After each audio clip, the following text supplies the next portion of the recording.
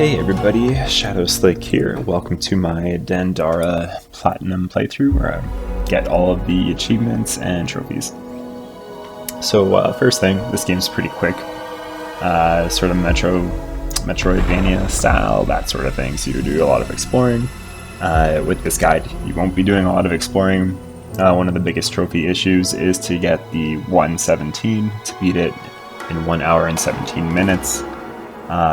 Which is absolutely fine with this video. I think I come in at 104 with a ton of mistakes. But right here you can see that I'm enabling cheat mode. I definitely recommend you do this. It makes it a lot easier. The first trophy we're going to be going for is A New Hope Has Awakened. As you can see, you can just shoot that, and if you shoot this extra secret one back here, you don't have to do the tutorial, so it makes it a bit faster. Right here is when you should trigger the trophy, A New Hope Has Awakened, so around that 1 minute mark. And coming here, you'll see a camp, which is kind of like the save point for the game almost. Later on in the game, you'll be able to use these to teleport between each other. Okay, so moving on, we're just going to be getting an upgrade for your weapon right now. So your main weapon is that little finger shot thing right there. You can upgrade it to have more arrows that shoot out.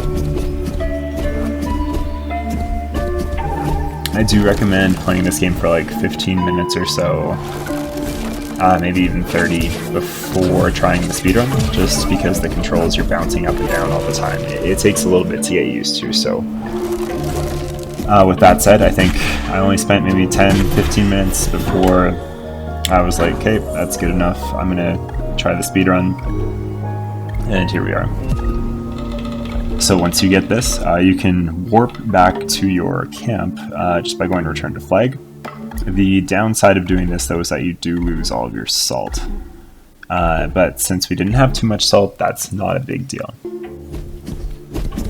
The next trophy we are going for is a boss trophy. It's just to get smashed, which is to beat Augustus, which isn't coming up for a little bit. Right now we're just going to be activating a bunch of things, just exploring the map. Speaking of exploring the map, this chest gives you the map.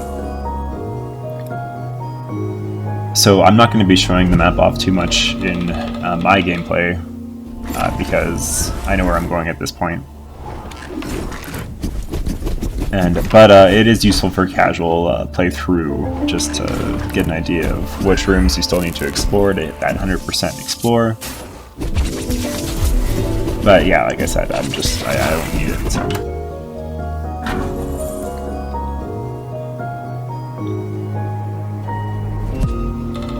This guy, this is the essence of salt. So whenever you find yourself low on health, you can press circle and it'll refill that health. This is one of the things you can upgrade. And you upgrade that by using salt, which you do at camps. You can see there's sometimes like little glitches there. That's me editing the video to make sure you don't see that I actually exited the room again and then entered the room again. So this guy, that let us activate the green platforms, so now we can use those to travel. Which is important because you can actually only travel on white ground, as I'm sure you've noticed by now.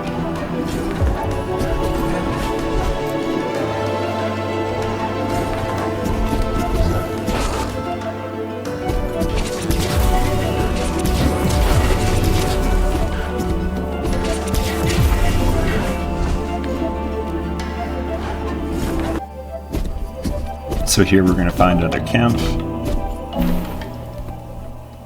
but we can't do any upgrades yet, so we'll just be leaving it alone. Normally you'd be going to the Dandara section and then be able to upgrade something.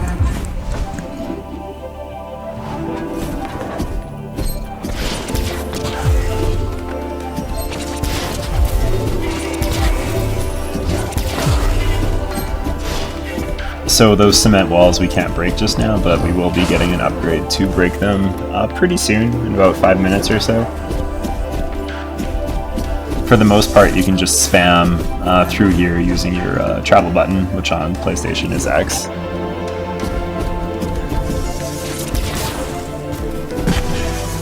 I was just getting frustrated at that point. I was just like, hey, I'm gonna just jump and go for it. I don't want to lose time.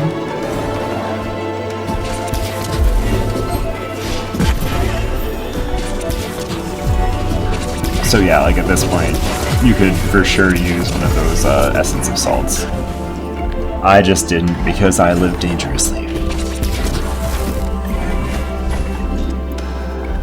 Unfortunately, you all have to suffer with the blinking red heart screen because of that.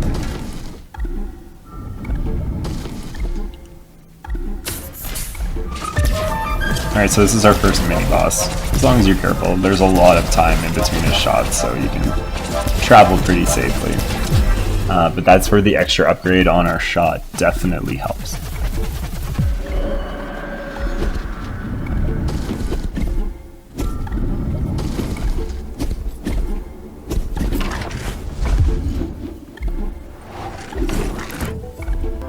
So here, after talking to this person, we get the ability to activate the purple platforms. So now we can travel with both the purple and the green platforms.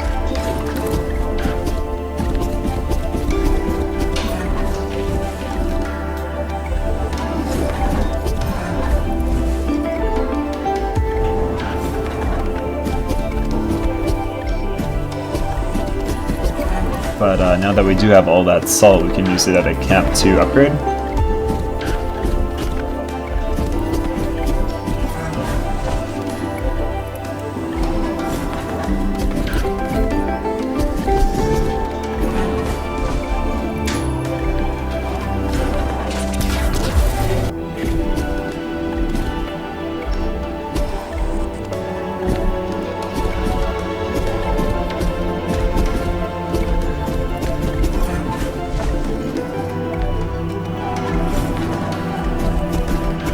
So this is me just making my way back to the camp, to go to Dandara, and to upgrade her health. So the top one's her total health, the bottom one is how much you heal off of the Essence of Salt. Since I was super close to another upgrade, I decided to go up and grab this chest here, and then go back down and spend the upgrade. So there, I again also went back and forth by accident, so I figured I didn't need to show you guys that.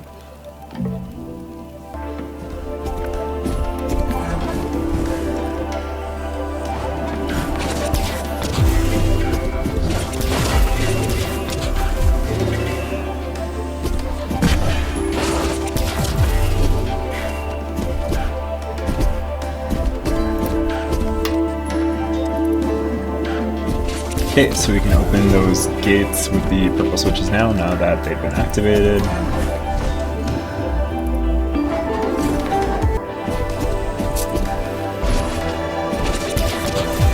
And the same thing here with this purple switch.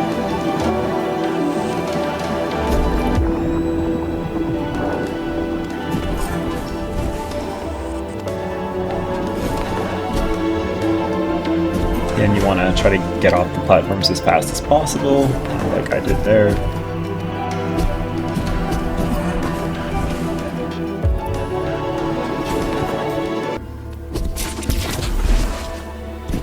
Yeah, you can still see the little fragments of my poor editing, but I swear it's for the best. So this one you just need to wait until the timing's right so you can get on all the platforms and go up.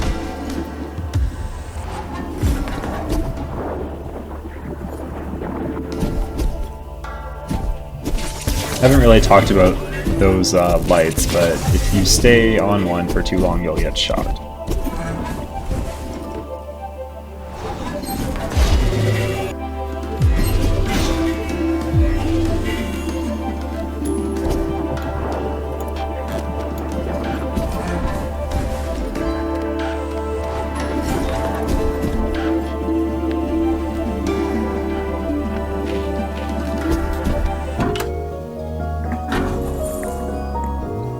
This one is our second Essence of Salt, so now we can heal twice before we go to a camp or to refill it or die or anything like that.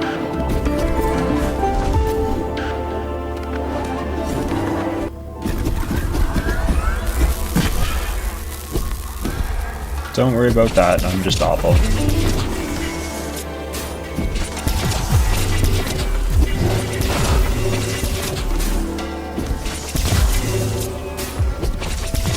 You don't need to go through that slowly. I was just being a bit overly cautious, but then I do stuff like that, so. So this is where we get the missiles, which means you won't be using those finger guns for a while now. Because we activated infinite energy, that means we can fire these continuously, and they're a lot stronger than what you've been using so far, so definitely recommend just using that. You can see I'm going to have some issues trying to get used to the controls again here, so don't mind that. But yeah, as you can see, you can now destroy the walls there.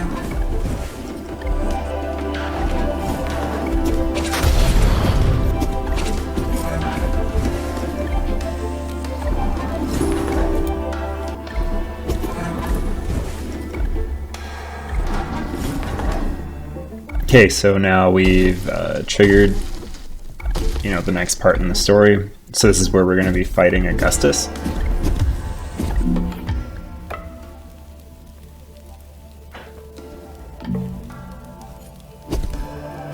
Still can't upgrade anything though, not enough salt. So let's just get on to that.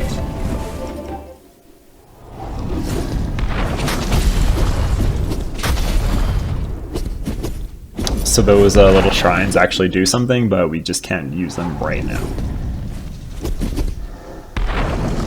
And here's the boss fight.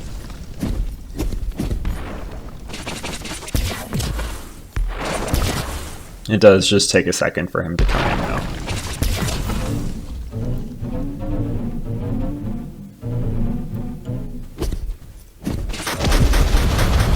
So if you just target his fists with the missiles, since we have infinite energy, it's not really a problem. I don't recommend taking damage like I just did though, so. He's pretty easy if you just spam the missiles. But like I do there, you can't really hit him until his face comes forward.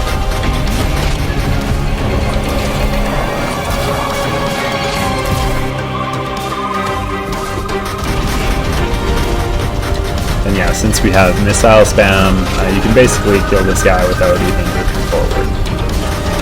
But I had to move forward a little bit just there.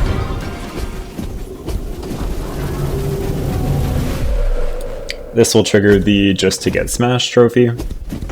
And in a second, we'll get the third trophy, which is the creation side, which is to retrieve the Stone of Creation, which is just right here.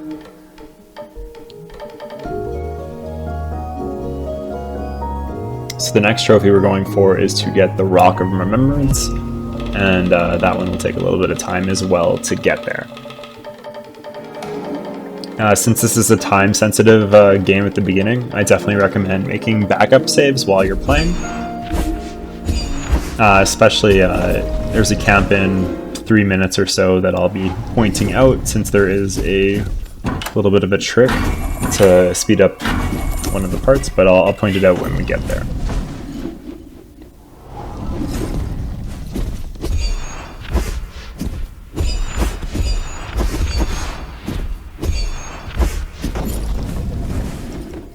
So you can see you can use those shrines to go further, longer distances.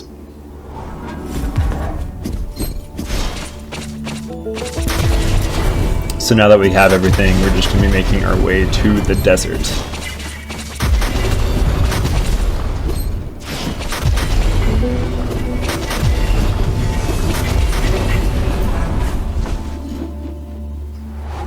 I should note, since I haven't died, or at least in the video yet, if you do die, you leave behind a little bit of a ghost, but if you, since we have cheats on and we have spawned in the same room again, you'll just spawn in the same room as the ghost where you died, and if you touch or shoot the ghost, then you get all of your salt back. So it's not a big deal if you die, I'll be taking deaths purposefully later on just to get my health back and get the essence of salt back.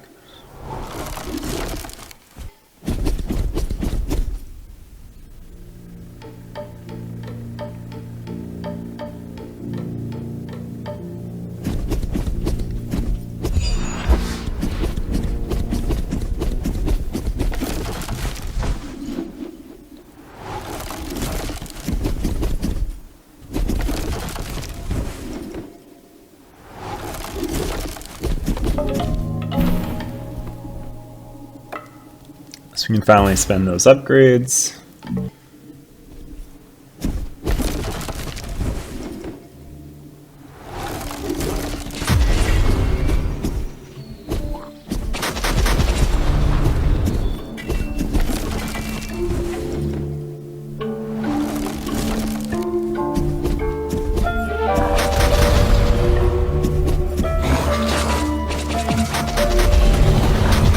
I'm taking this pretty slow, but again, if you follow the guide, you should still have a decent amount of time left. But, you know, better to be safe than sorry.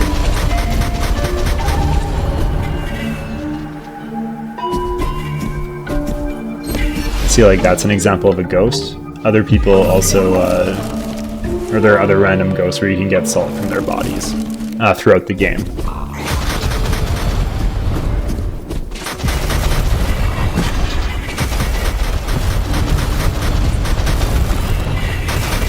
So it's just kind of brush you have to clear out. You don't really see it too often in the game.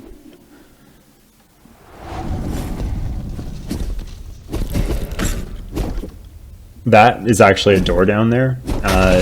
It's used to get to the Trials of Fear, which we won't be going to for some time.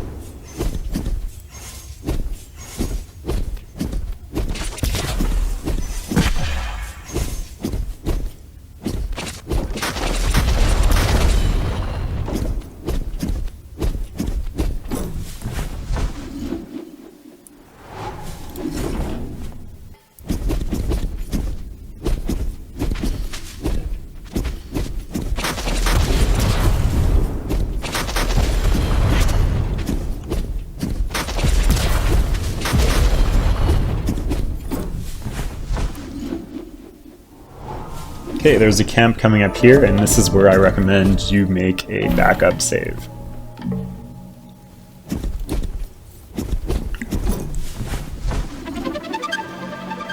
Okay, so that trick is coming up. But yeah, make the backup save, nothing to worry about. You won't have spent the last 18 minutes in vain trying to do this trick for 20 minutes.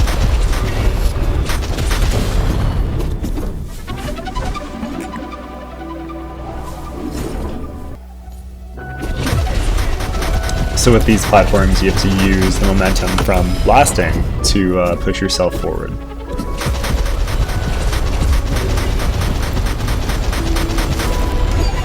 So there, I just didn't push the platform out of my way yet. So as you can see, that's fine now. This room is crap. This is where the trick happens. So I definitely spliced here a lot. As you can see, I died. That's why there was a ghost. So you have to kind of hit yourself into the missile, and that'll let you go to the other side. But the angles are very precise, so it'll definitely take a few tries. I probably spent 5 minutes there.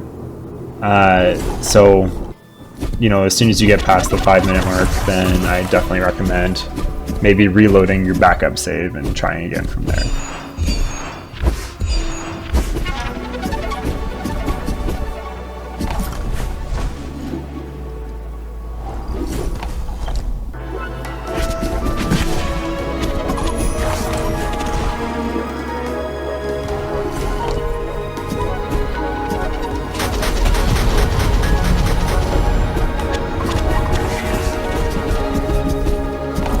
This part's pretty straightforward, it's just knowing the right way to go. Again, don't get all of the chests that you see, since we do have to have less than 35% of chests opened by the time we beat the game. So that's why you'll see I'm not going for all the chests. I think this playthrough finishes around 28%, I'm not too sure, but there is definitely a little bit of leeway.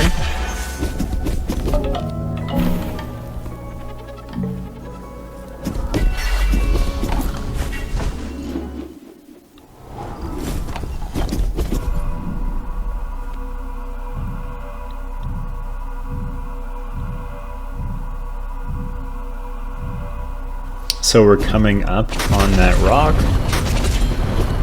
There is a bit of a boss fight here. I just go to tank it since I'm pretty strong and I approximately know how much health that the boss has. I wouldn't even call it a boss really, it's just this thing, almost like a protected gate. But the chomp does a lot of damage. As you can see, I'm just going to tank the chomp there, and I know there isn't much left, so I just shoot my infinite rocket spam on him, and it's absolutely fine.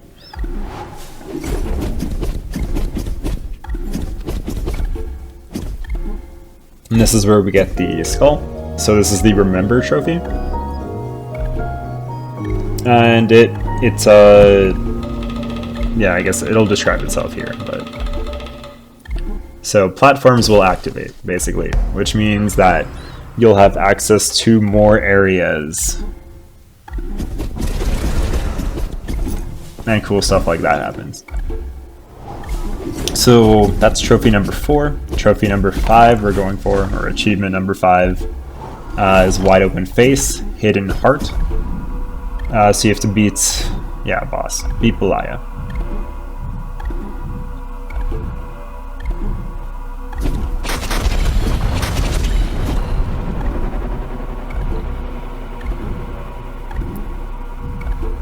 So I don't know if you guys remember, but there was a point we passed a little bit ago where it was kind of like a giant circle to get here, and that's where we'll eventually be going to take down Belaya. So just get yourself some upgrades. Don't worry about the 20,000 salt trophy just yet, or achievement. Oh, yeah, don't mind that.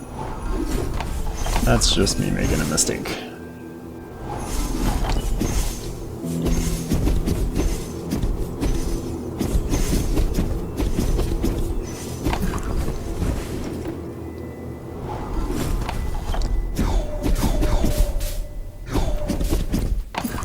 As long as you're fast, you should be fine going through those. And then since we have the skull, or the rock of remembrance, that allows these platforms to move, otherwise we wouldn't be able to get past this part.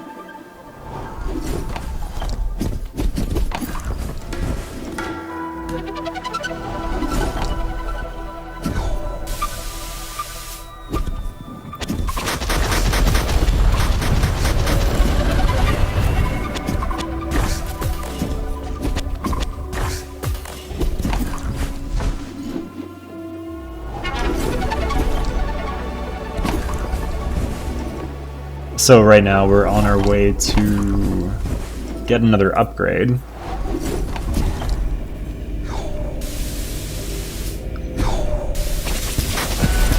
So you just gotta be careful on your momentum going through this room so you don't take damage.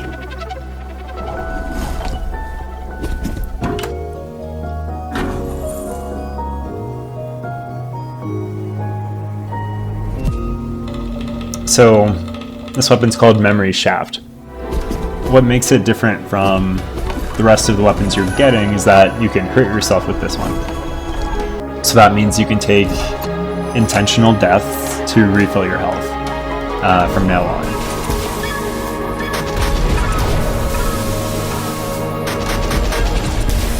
You can also take intentional damage to move yourself, and we'll be taking advantage of that in a little bit.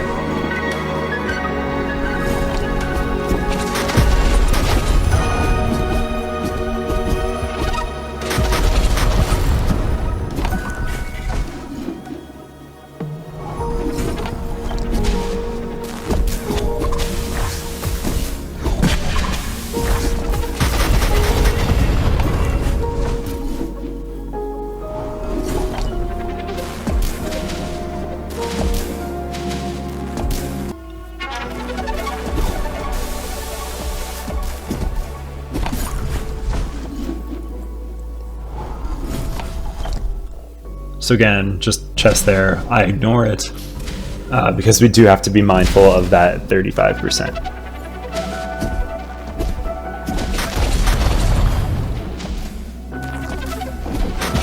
This room is just ridiculous. I recommend just taking a hit when you're a bit closer to what you need to hit, which is that purple thing up top.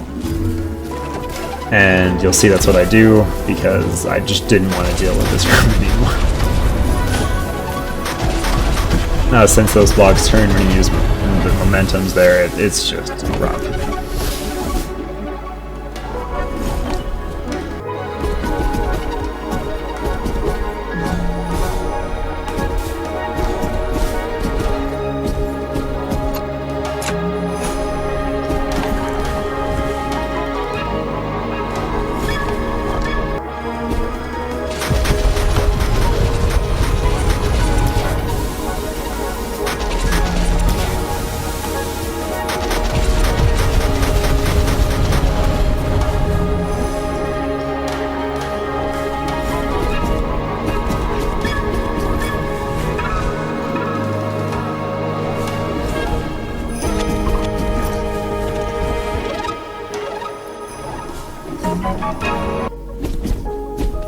So yeah, music change, you can see that's just, again, me pausing and reloading it and not showing those parts on video, so.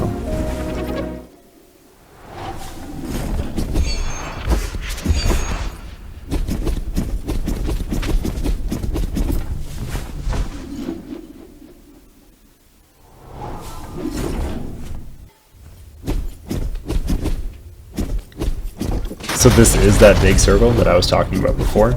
So now we get to do the boss.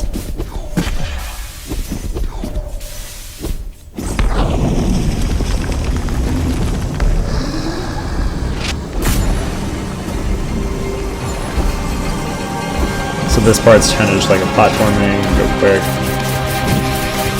The memory weapon is really good here. I just kind of tanked the damage, which was bad.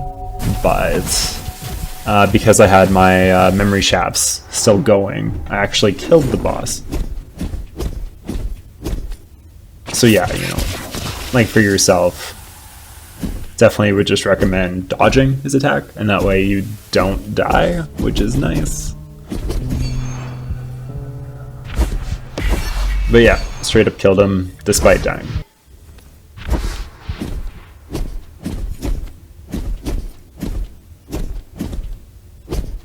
So that was me kind of checking on to see if I killed him. Grabbing that chest since it does have a lot of salt, which is really useful at this point in time.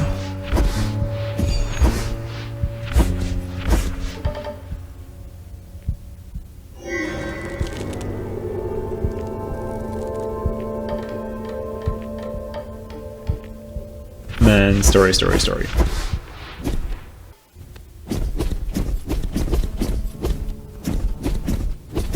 So we'll just grab the other chest here too.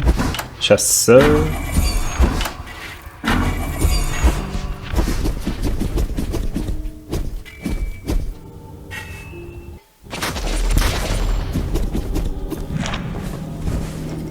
You don't need to go in there. This is just the Trials of Fear. So again, we'll be touching these later. I had accidentally went in there, but not a problem.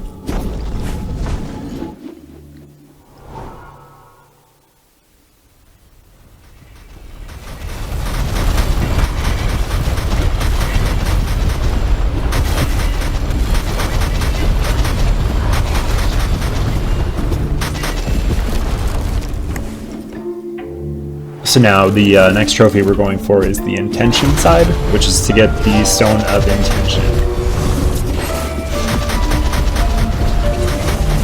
And that'll be trophy number 6.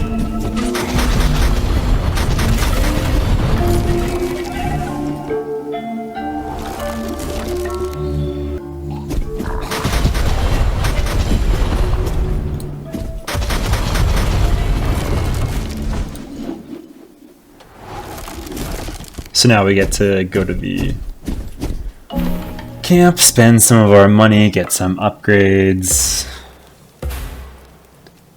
So now we heal 4 hearts at a time.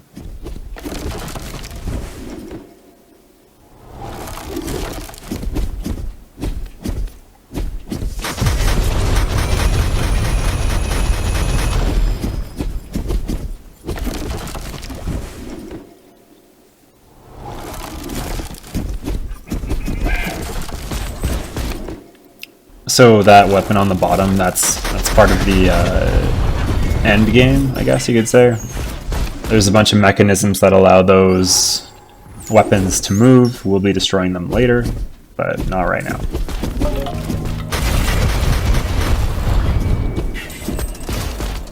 So the main point of that was just to get view of the camp, so it counts as something we can warp back to later.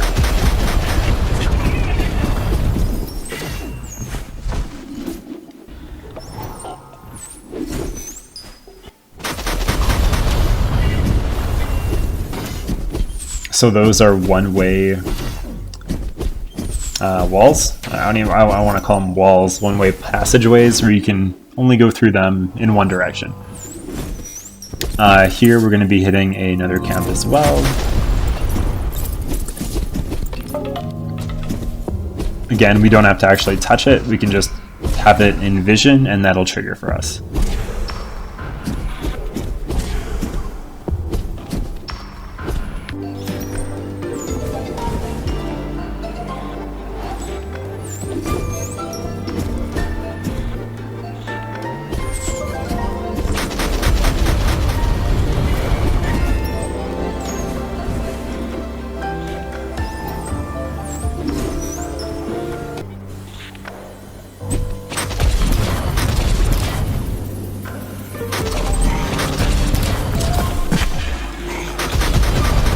Here you can kind of see the premise of what you're supposed to do.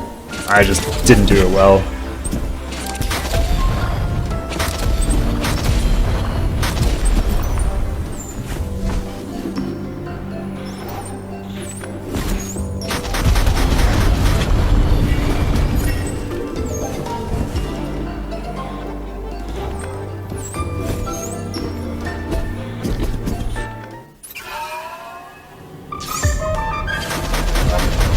This guy, you need to figure out his timing and then dodge his scythe attack. So, a little bit rusty, did not figure it out at the beginning, got a better idea for his timing, and then got snacked again anyway.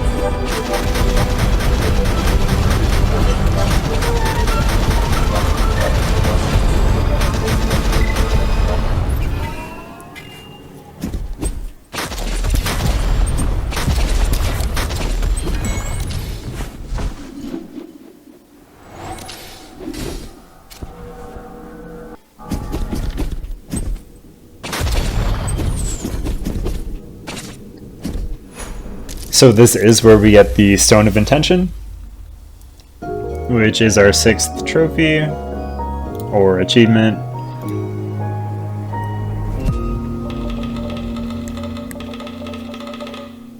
And the next one we're going for is number 7, the Secret of Dreams. Since it does take a while to get back, I just sacrificed my salt, just in the interest of time.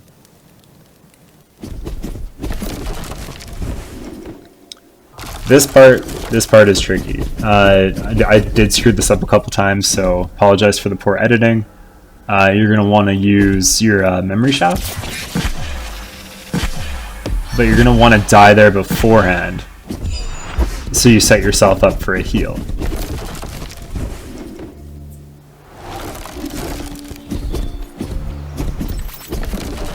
So I apologize for not showing the dying part, but you just need to die and then slightly space it over a little bit.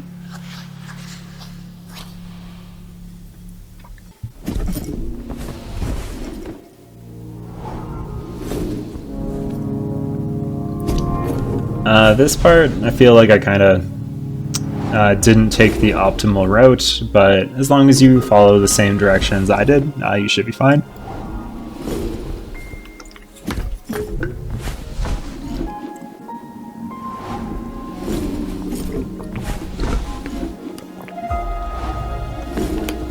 Again, a lot of these visits aren't necessary. I just, I don't know the layout too well.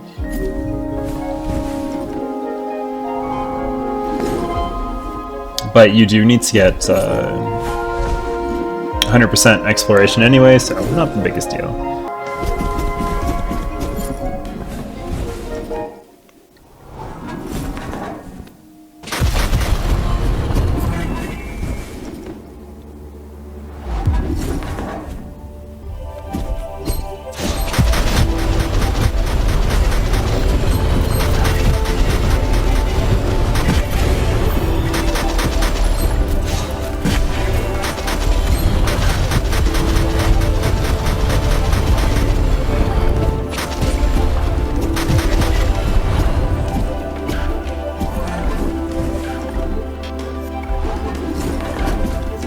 Since I'm low health here, I'm just going to take an intentional death.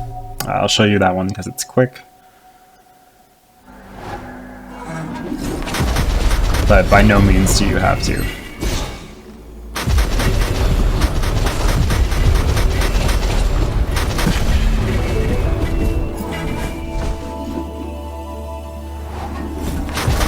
Because we do respawn in the same room, a lot of times you can just tank damage and try to go as fast as you can.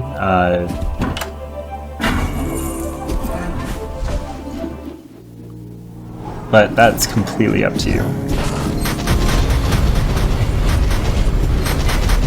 This part is tricky. You have to use the memory shaft to boost yourself. Not yet, not yet.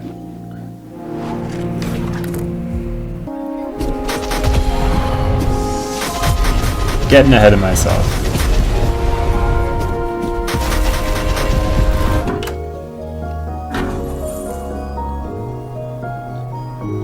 Okay, so here we get one of the stronger weapons, anxiety shock. You can detonate it early, or you can just leave it to shoot and detonate it. It's pretty strong though.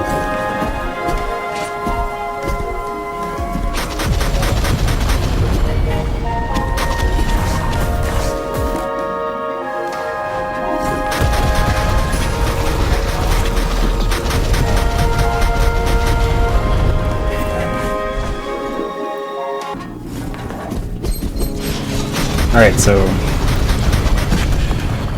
now we're getting to the point.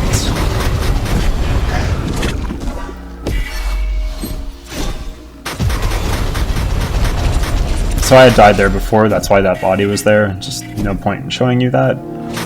This is where you're going to want to use the memory shaft to get that chest and go down there. So you just have to angle it right.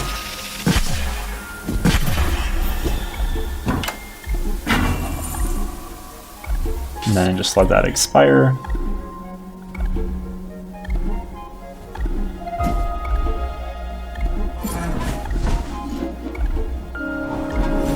And then I just take the intentional death here, because I'm at low health. But yeah, there's 2400 salt in that chest, or something like that. So it's definitely worth going for. And then you just have to shoot yourself back up using memory shaft. Then you don't want to use that anymore, because then you're going to have trouble if you're having those beams of light all over the place.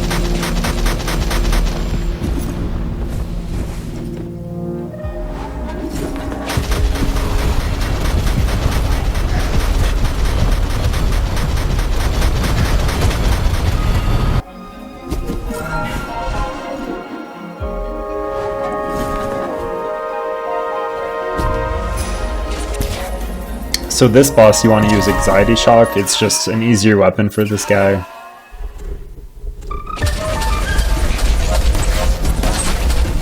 Whenever they run into those balls, they take damage, so you can almost like set up a wall.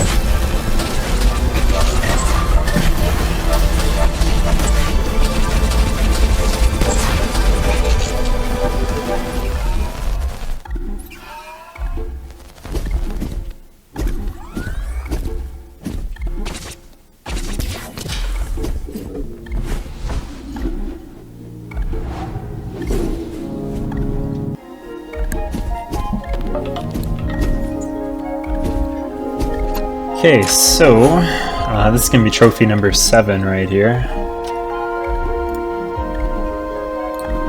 which is the secret of the dreams, which is to get the Pearl of Dreams, which is this guy right here. So this is what actually allows you to teleport between camps, which is why it's been important to view all of the campsites.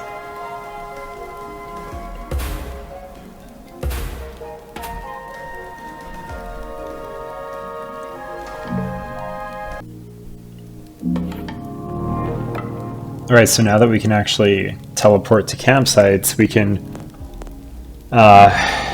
do some extra things with that.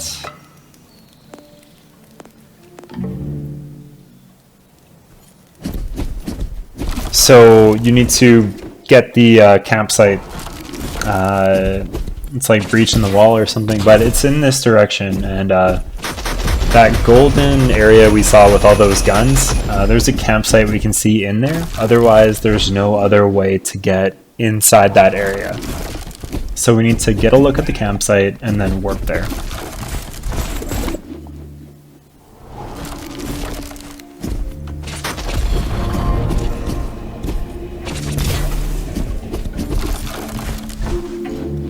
So I actually do die a couple times along the way, but I cut them out. I'll point them out where, just so you don't think you automatically regenerate your health. Here's one of them.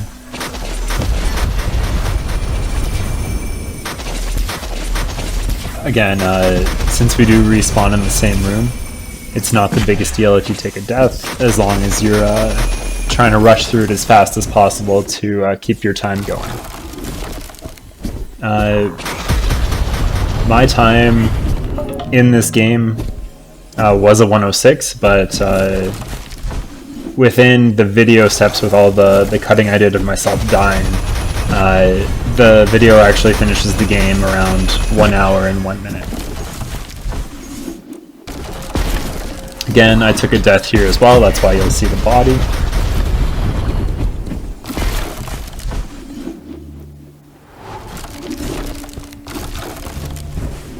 That's just a mistake of going back and forth.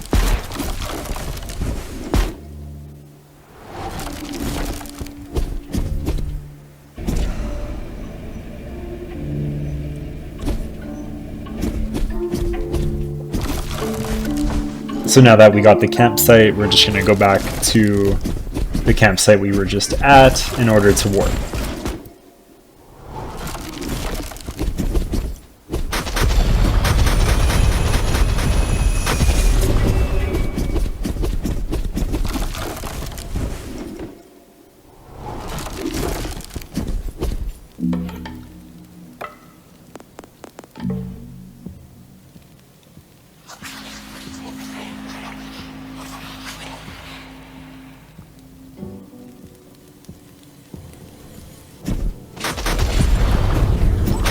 So those little hamster wheels are what we need to destroy. Not like need to destroy, but it stops everything else from working.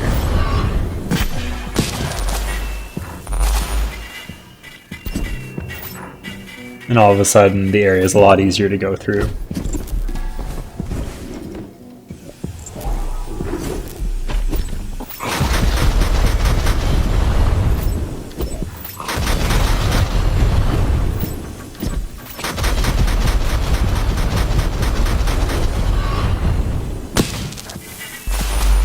So you can see all the lasers on top got destroyed too, and then we get salt from all of those.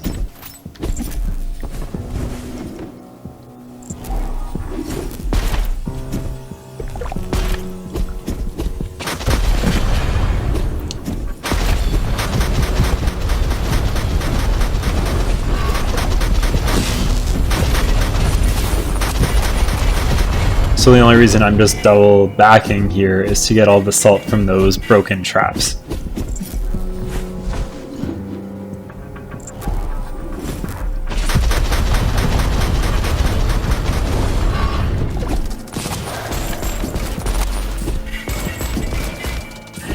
So unfortunately the guns are not powered by those, but we'll be dealing with them in a couple minutes here.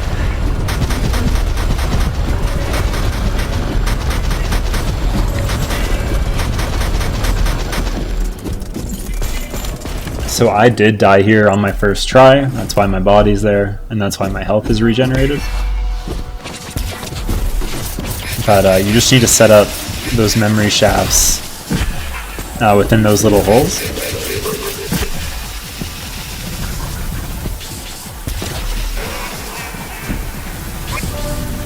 And then you're good.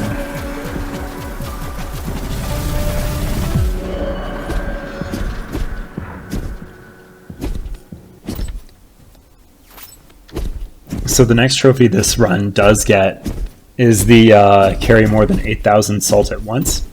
So at this point, you are going to start looking at that and like not spending too much more. You'll see like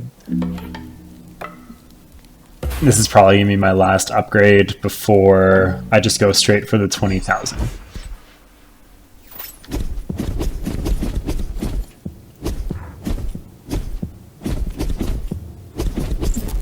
Okay, so now we're in the sort of final dungeon before you do the DLC part, which is like the Trials of Fear, but you do need to do the Trials of Fear anyway to get the platinum, so this is kind of just like the beginner part finishing, the best way to put it.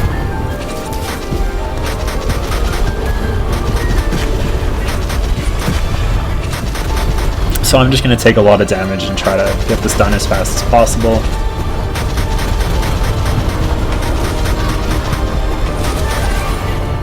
So now that those 2 hamster wheels are done, this room I can go through and everything's fine. So I died here, that's why my health is back.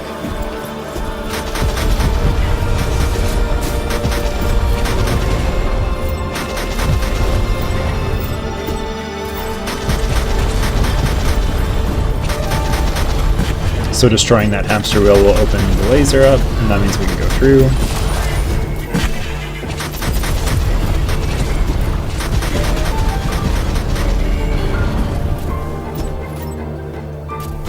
Then I'm just getting salt from all these guys. You know, you don't have to, but they do give a decent amount of salt.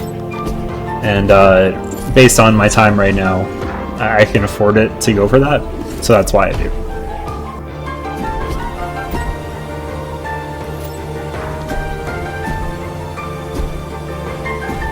So here I go around one too many times, just trying to rush it to not get hit by that laser, but it works out in the end.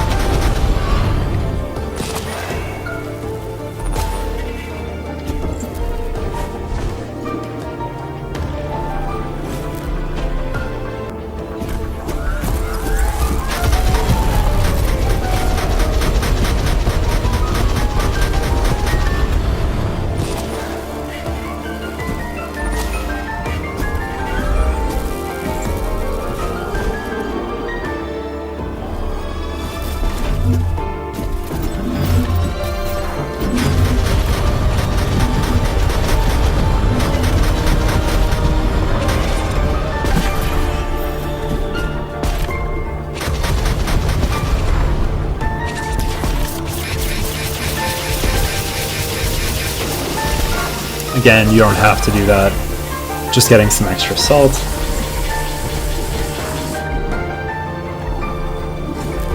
And then I took a death here, from what I remember, just to get my health back, which definitely isn't necessary. There's a camp coming up, but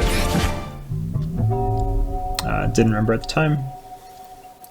But it's a quick death, so I thought I'd leave it in.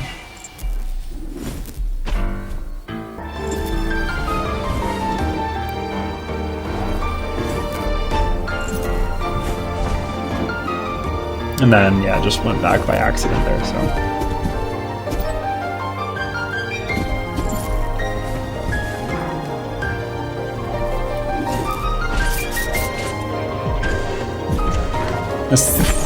These guys are a little bit tricky, but again, with infinite energy, it's not too bad. I made the mistake of using a memory shaft there by accident.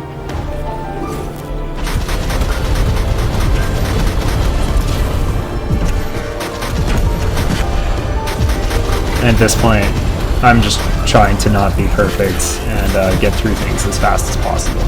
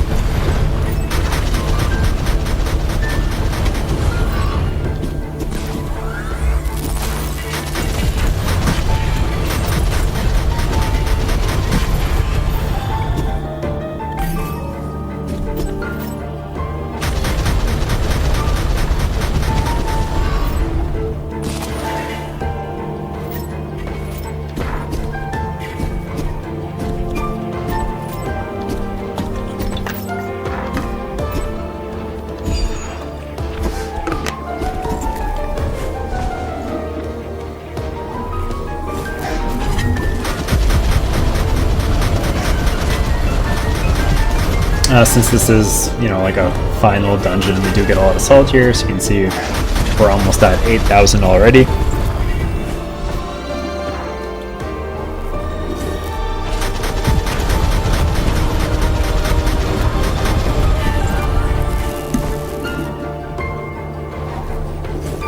Then we destroy the last barrier, so we can go fully down.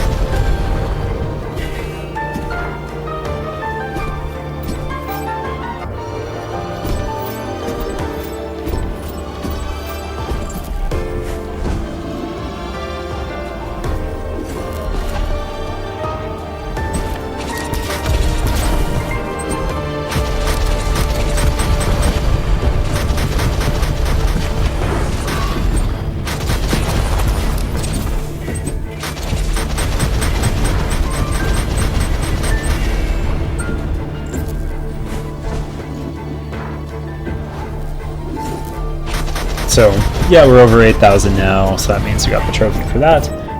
So that's trophy number 8.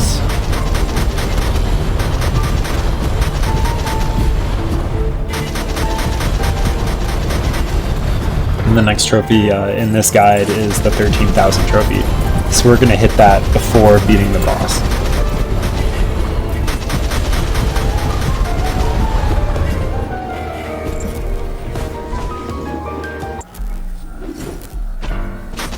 So I died there, that's why all the stuff's there.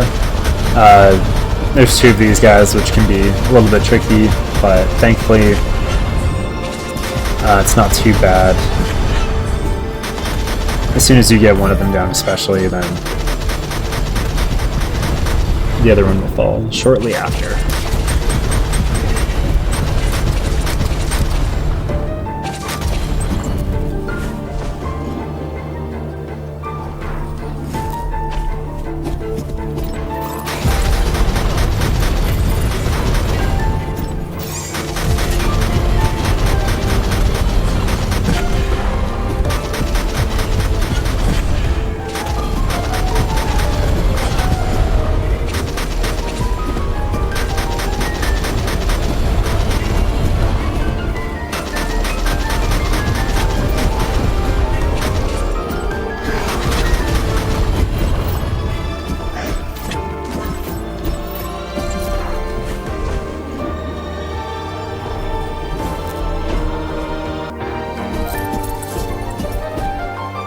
So this one you have to take damage to rise up, and then that'll let you get the chest.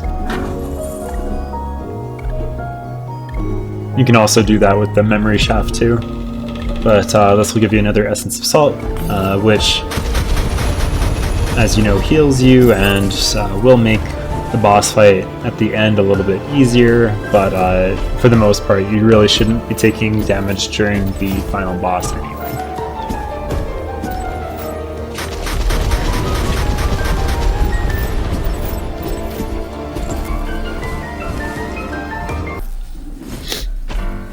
So I did die in this room, again, so that's why you see the ghost.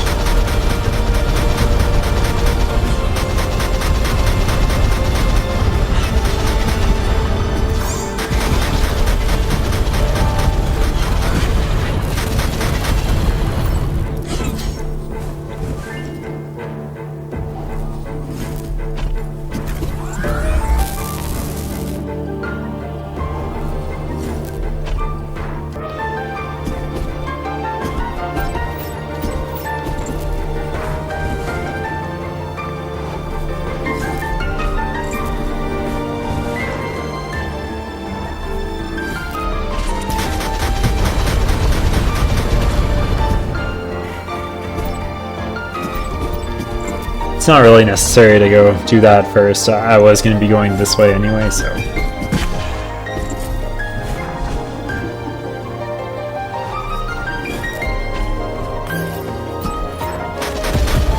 Definitely see the chest there, we just don't need it right now. It is salt, and we want to make sure that we have below 35% chests open when the game is finished.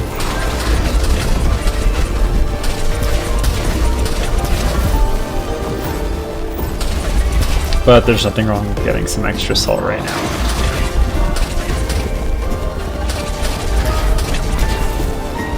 But again, I'm doing this because I know I'm ahead on time.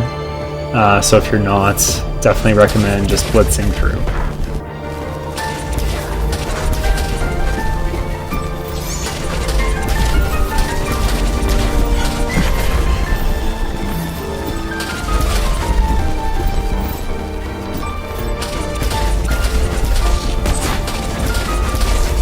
There is going to be a camp fairly soon.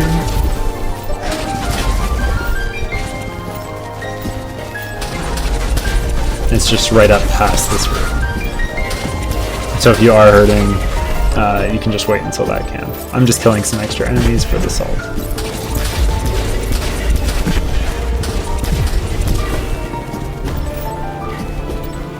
And since that's 13,000, that's the in the favor of salt trophy. So the next one will be from beating the boss, and then quite a few trophies that come along with that, which I'll go over at that time.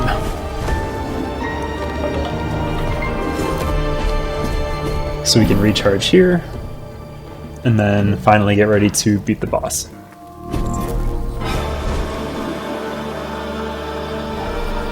So we hit this switch, and that opens the door to the boss.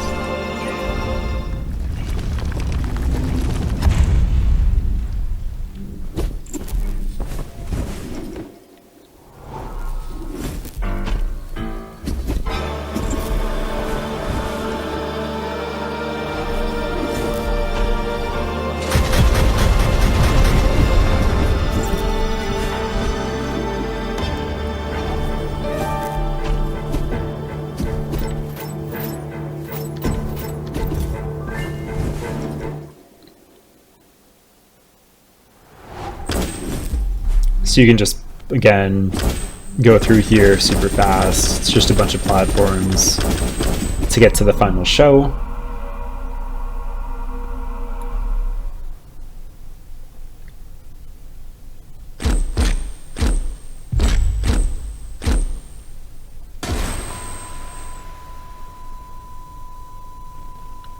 And if you didn't already get your memory shaft out, that makes this fight, both phases of it, so easy. You can see I'm just layering the damage on.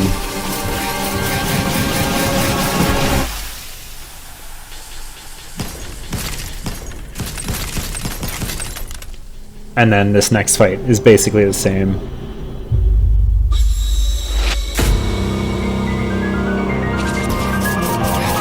So because of the way the walls are angled, you can literally just kind of shoot anywhere, and those shafts will hold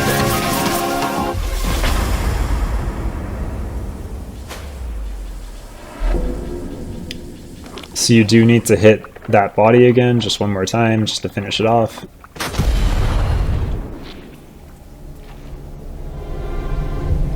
And then this is where you'll get a bunch of trophies. So stories of...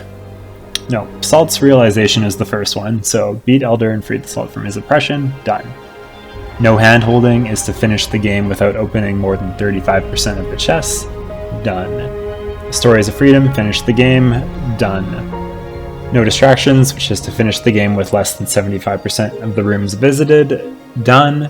Speedrunning novice and beat the developers, both for beating the game in less than 2 hours and also less than 1 hour and 17 minutes, done. So you got 6 trophies from there. You should be getting 6 trophies from there. And the next step in this game is to collect all of the chests and explore all of the areas before going into the Trials of Fear. So while doing that, the next thing we're going to be able to do is hit our 20,000 salt, and then once we hit that, we'll be able to spend all of our money on the upgrades.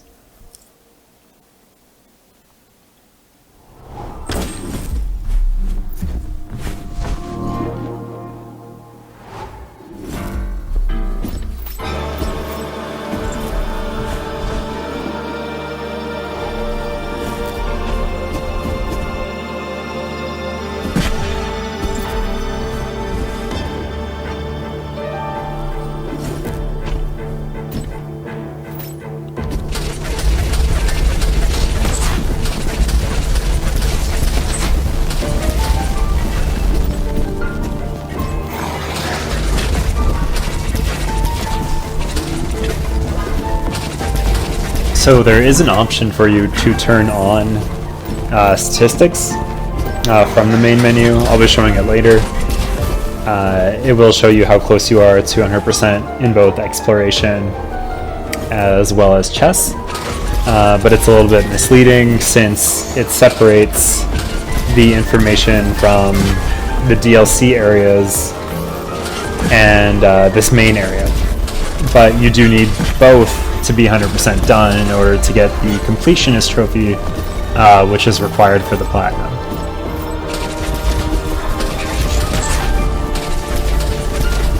So again, yeah, just to reiterate, DLC is definitely required to get the 100% or platinum for this trophy, for the game.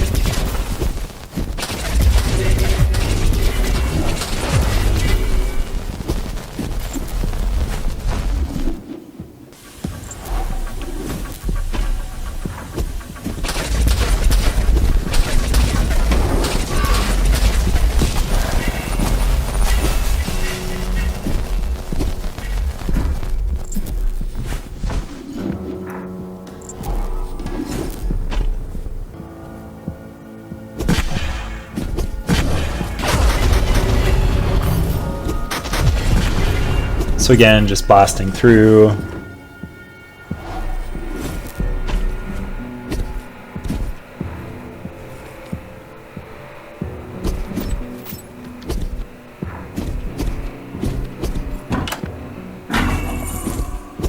And that's the 20,000. So that's where we hit the in command of salt trophy. So at this point going forward, we can now spend all that salt on upgrades for your health.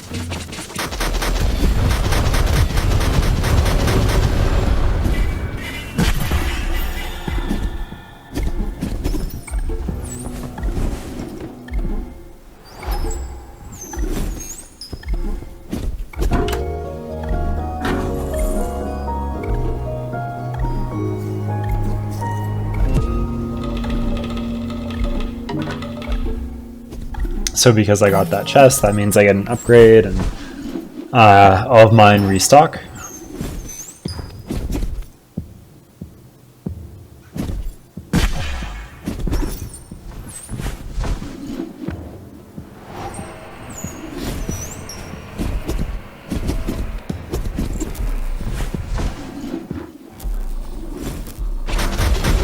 Okay, took a death here. That's why my ghost is there.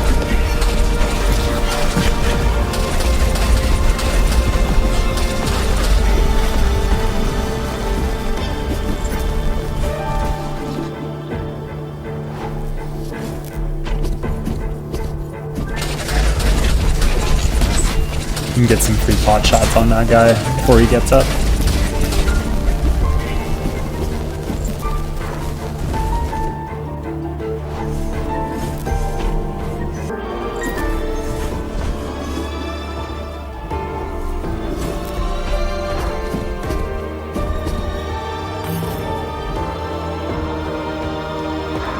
So for this you have to boost yourself up, and then you can reach that.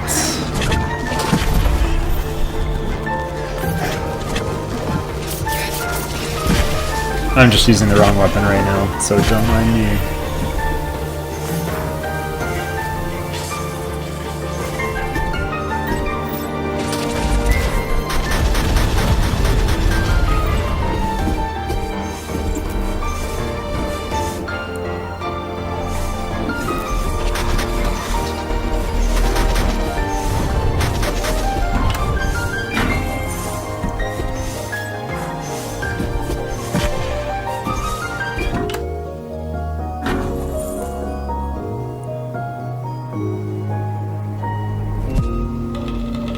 So since we have infinite energy, those arrows aren't too useful anymore, but again, we need to get every chest, so.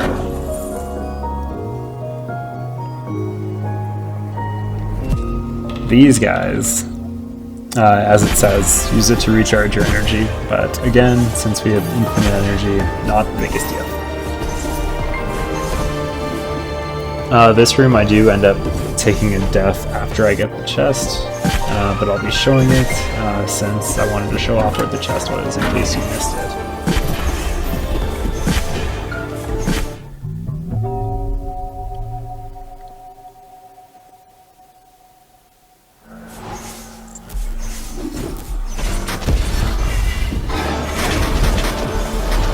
And we for sure definitely don't want to lose all that salt. That's a lot of upgrades.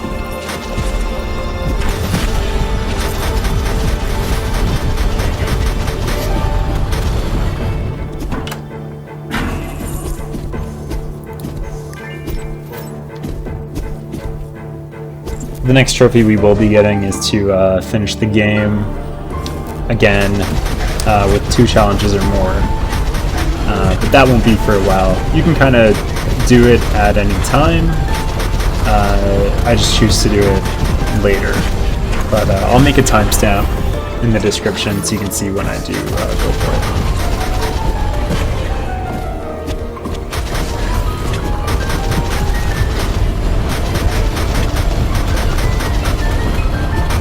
But basically for the rest of the video, we'll just be getting all of the chests and exploring all the areas for both the main game as well as the DLC.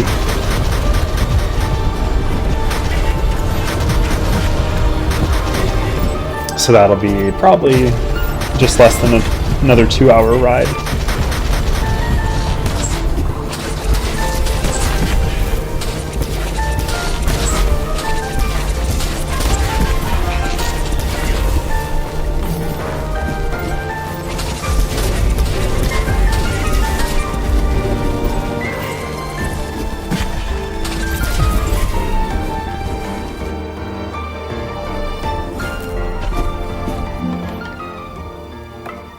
And finally we can upgrade.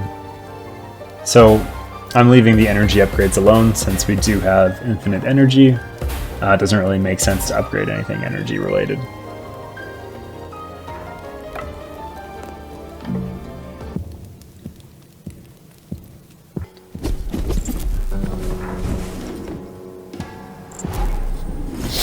Some of these chests, yeah, like are a little bit tricky to find, like that guy.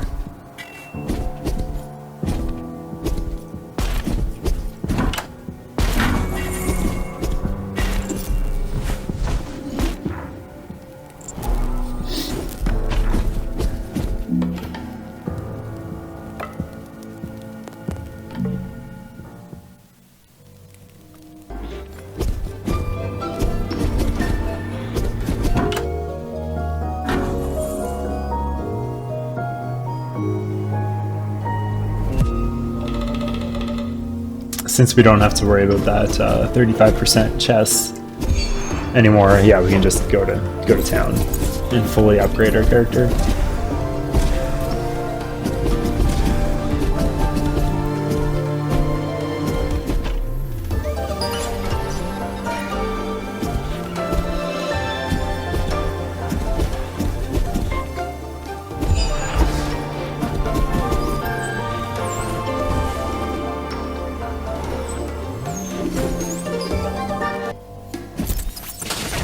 This one is another one that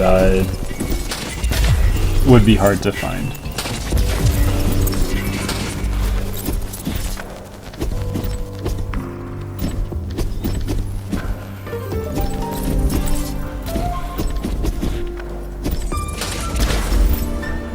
This is me just trying to remember where it was. There is a hidden wall though.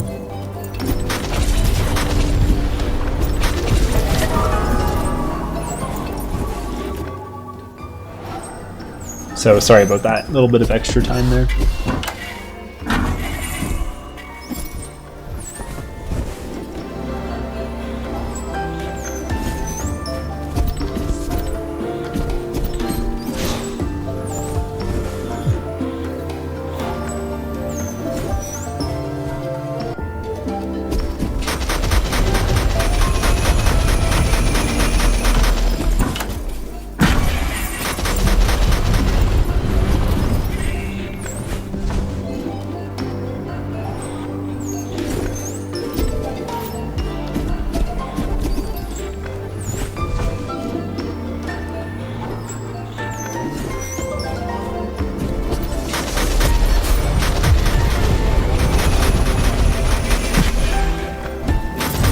But yeah, since we have so many hearts now, you can kind of just do whatever you want.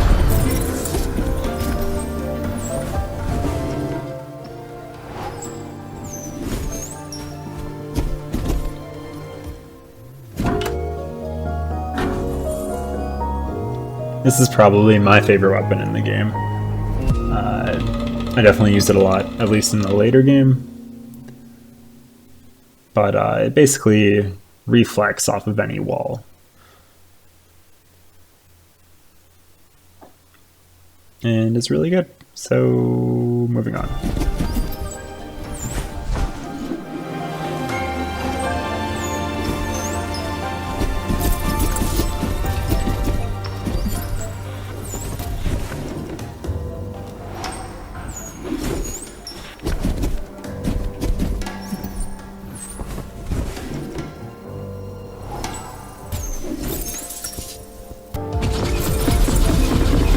So you can see the reflect action there.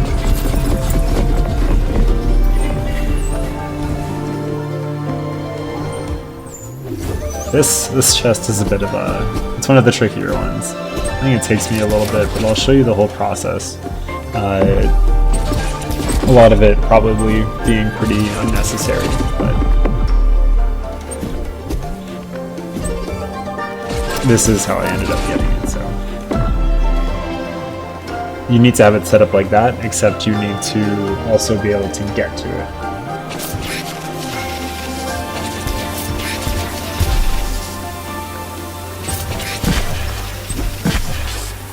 So I tried using memory shafts, but that didn't work. And I'm too far away.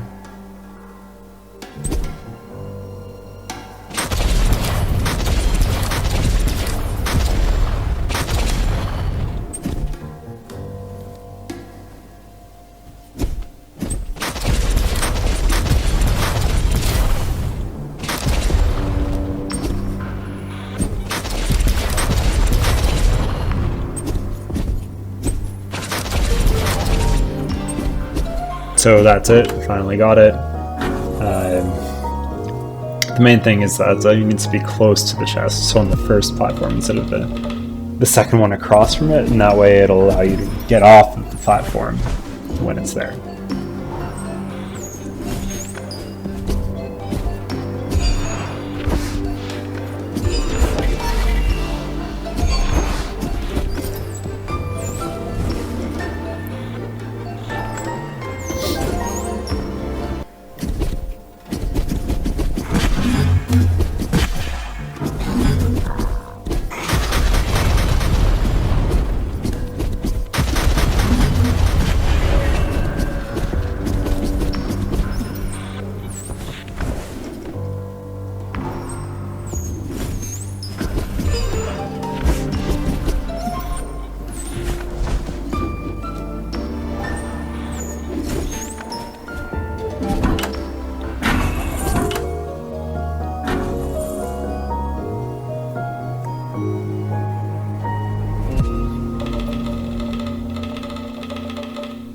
So that allows you to defend, which I barely use in this run just because we have so much health.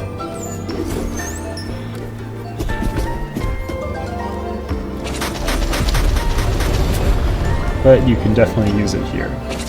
That thing will probably hurt. Never actually got hit by it, so I don't know.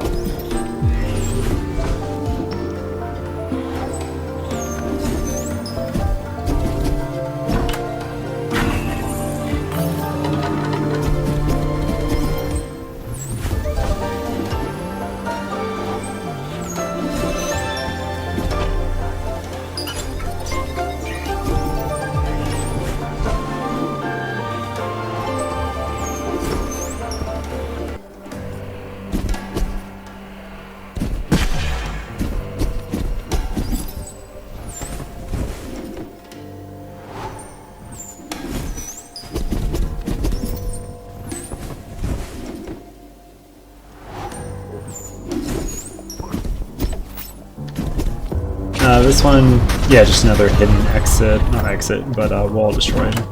Otherwise you wouldn't be able to get that chest on the platform that turns.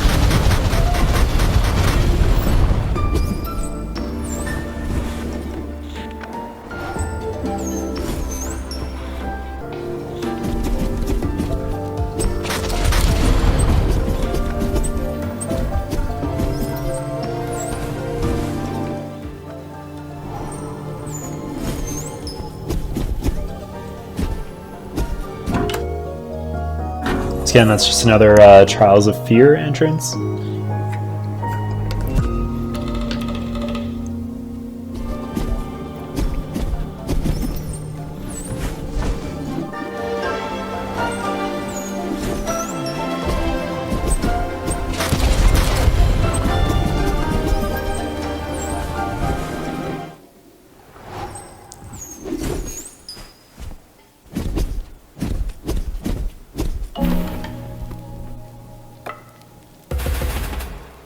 So now we're almost fully upgraded in health, and energy upgrades aren't really important, so salt won't mean a whole lot.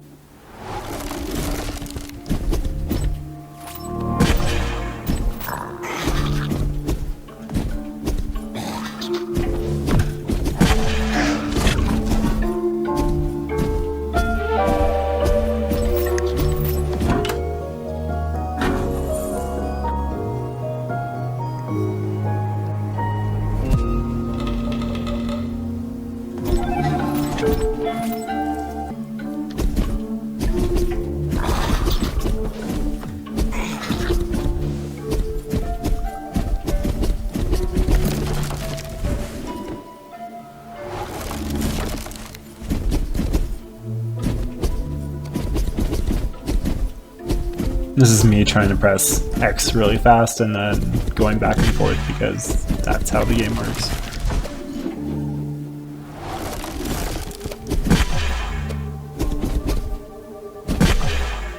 But better to be fast.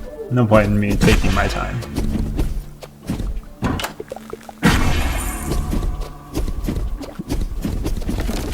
Just might look funny sometimes, but that's okay.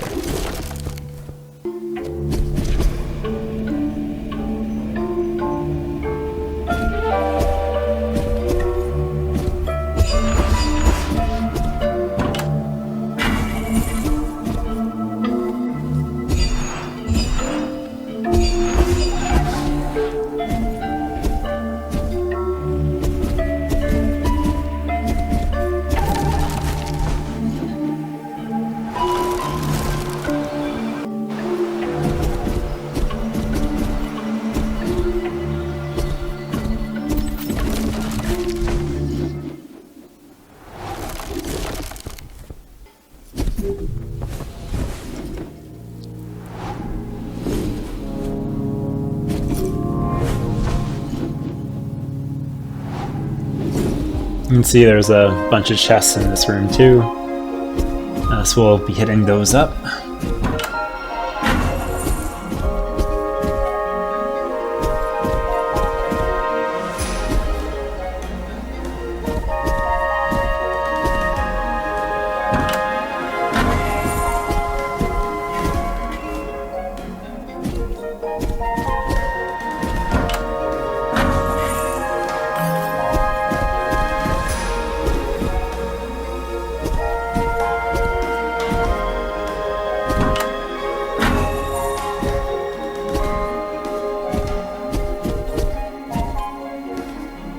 This one you have to damage yourself to get down there again.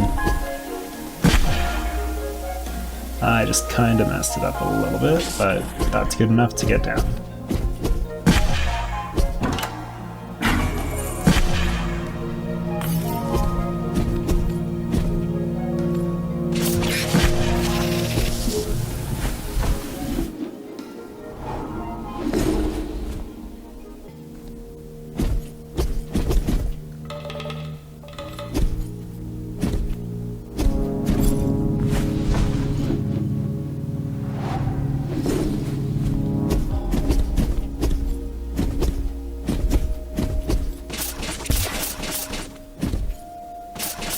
So basically you want to go to the bottom right corner from how it was originally aligned, and there's a chest there.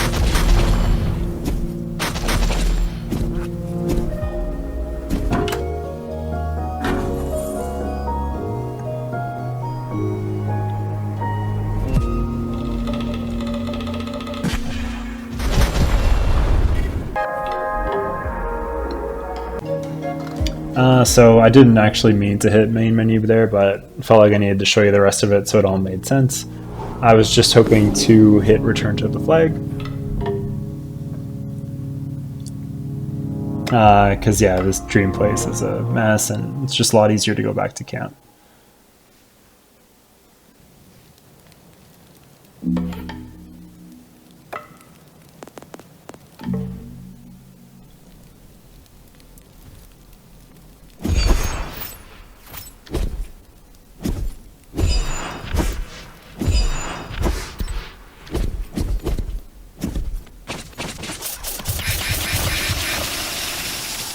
Definitely the wrong weapon, but we'll get there. Again, Logic Blast, so good.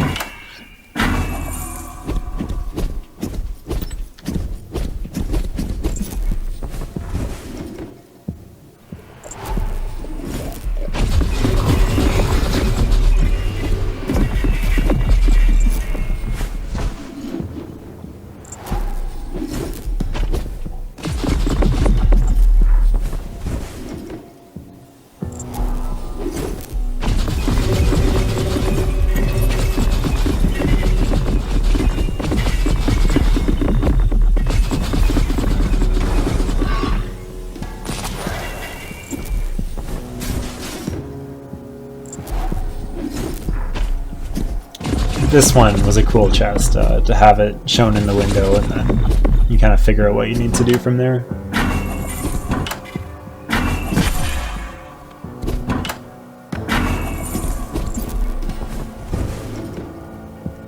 This one was quick enough that I didn't think it was worth just hitting return to flag.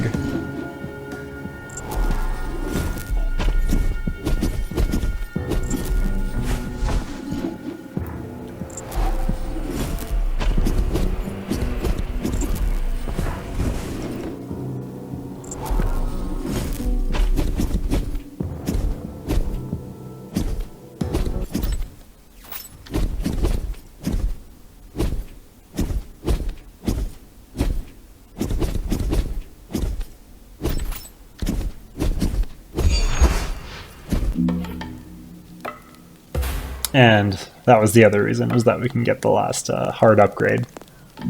And then really don't have to worry about salt anymore.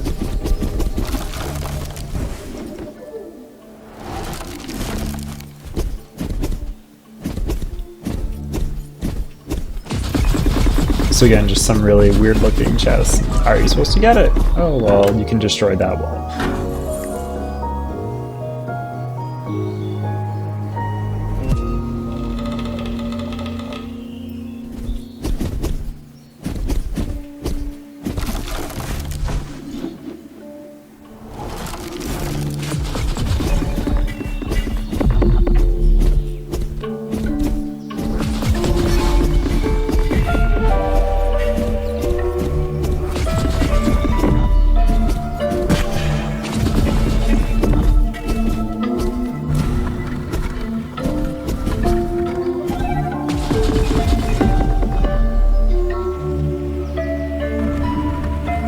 So for that, you wouldn't be able to open it without Logic Blast.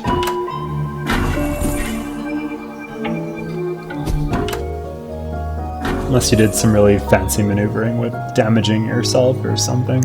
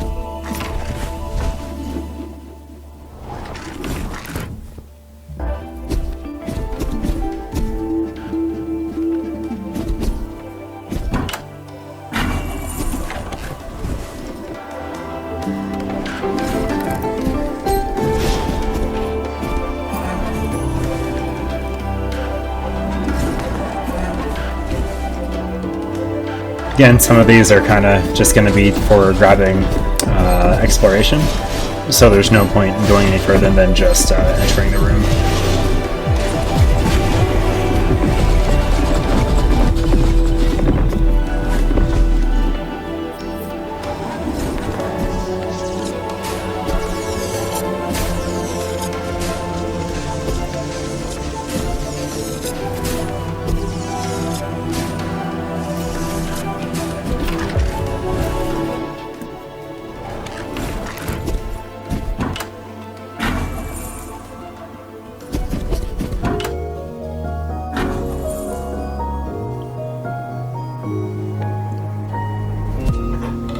All of these essences of salt will come in handy later on, but we have to collect them anyway, so why not?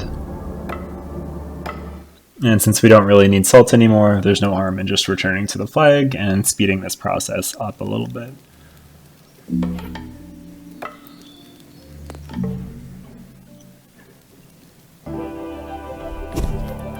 So I'm going to be showing you right now a room that actually tracks your stats. Very similar to if you're going to be using the show statistics thing in the options in the main screen, or the main menu.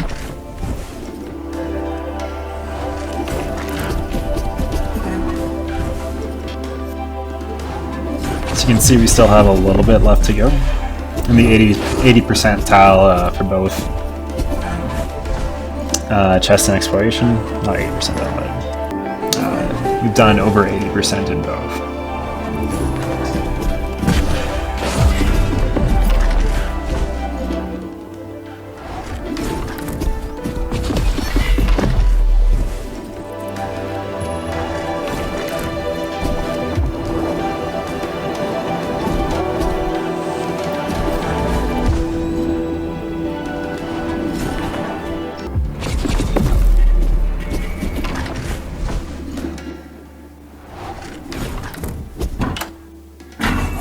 And I'll do a quick reset again.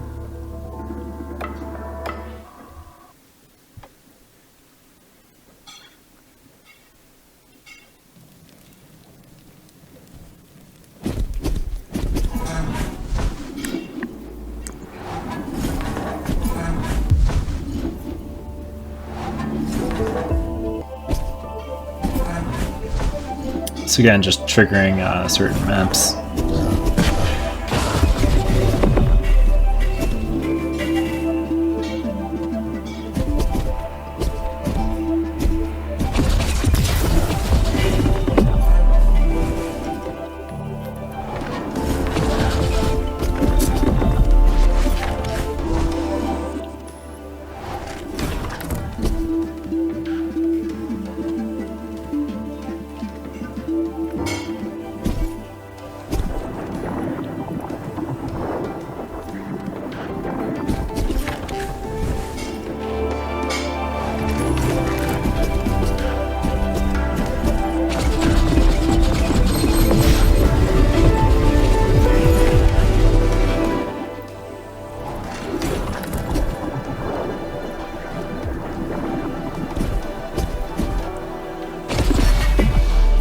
You don't need to collect the people since they're not chests, but hey, extra salt.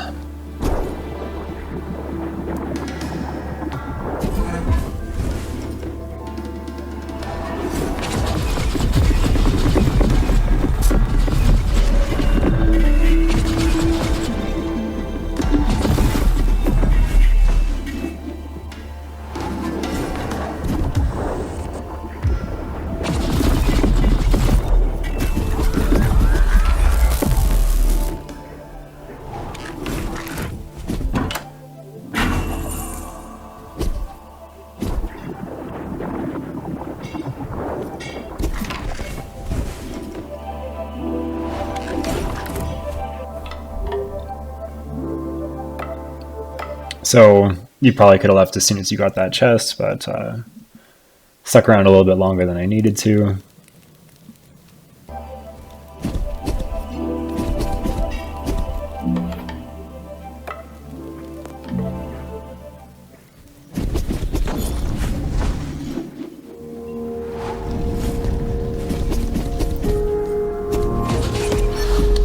So because we did skip the tutorial, we still need to go to those rooms. So that's what I'm doing here right now.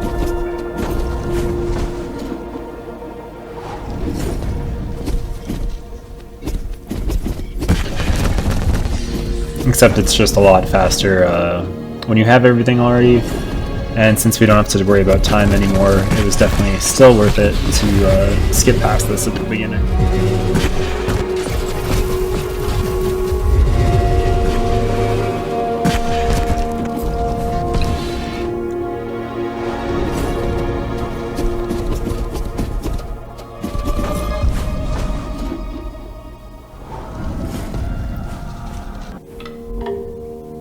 And then this leads us back to that bridge, which we already explored, so there's no sense in sticking around. We might as well just return to the flag.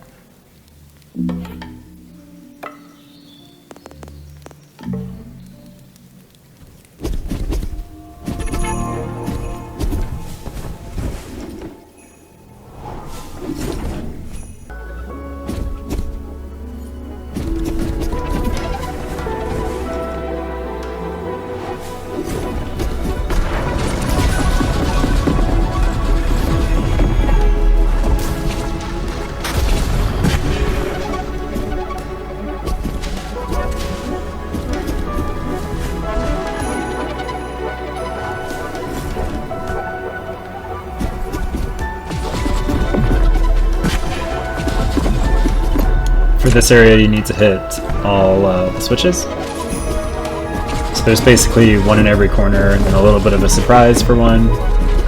You'll see it when we get there, though.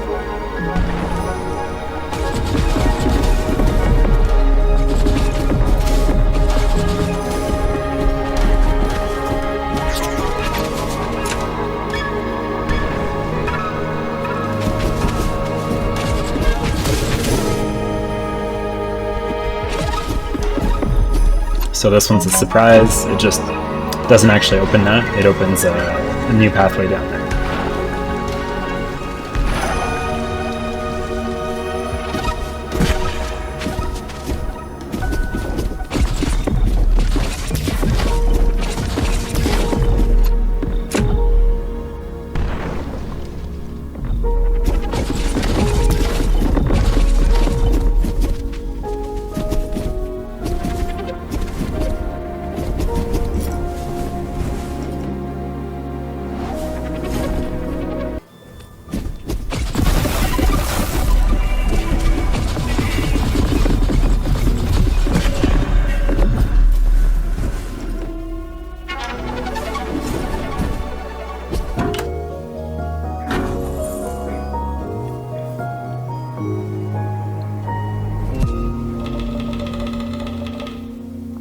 That makes 7. There's 9 in total, from what I remember.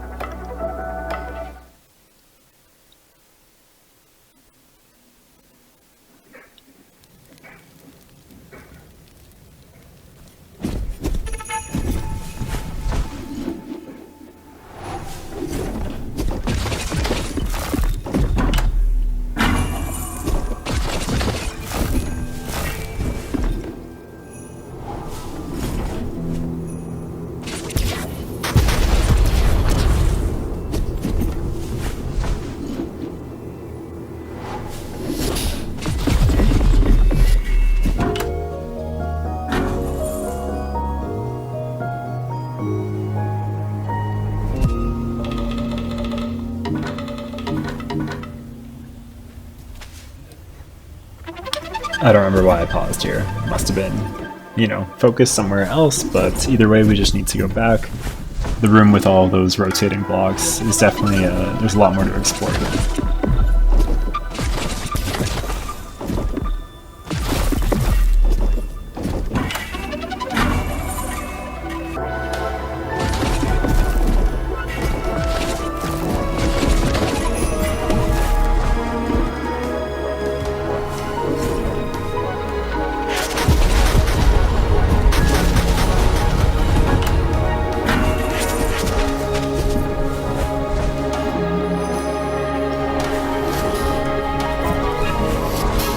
So if you remember way back when, that's when we did that super hard trick in that room.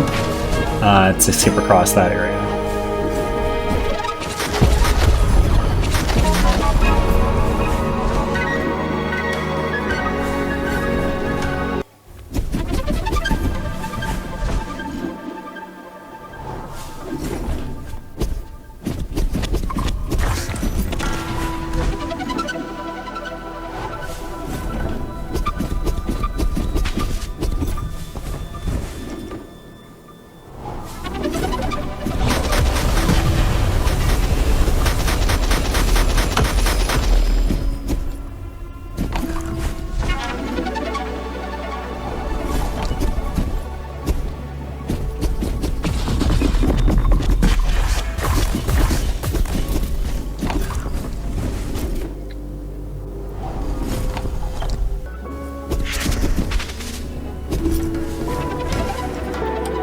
So this is where we skipped to before, just didn't grab the chest, for worries about hitting 35%.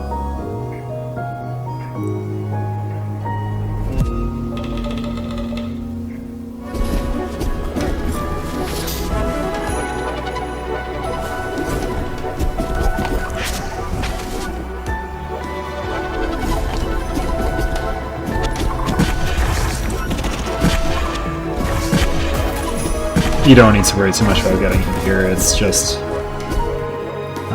you know, go fast. But that's just because we have a billion hearts, and we respawn in the same room and die, so it's not the biggest deal.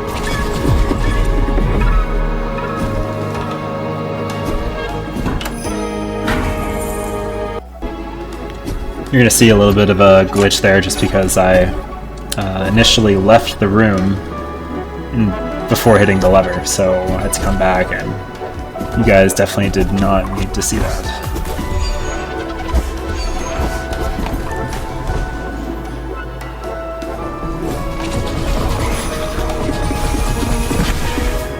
This is me just trying to rush through, and it probably would have been faster if I didn't try to rush through.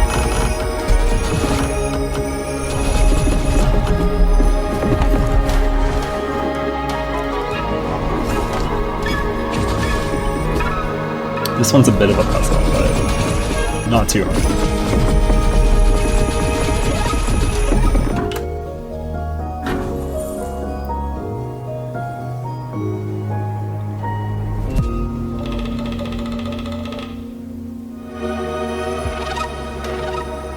Getting bag's probably the harder part.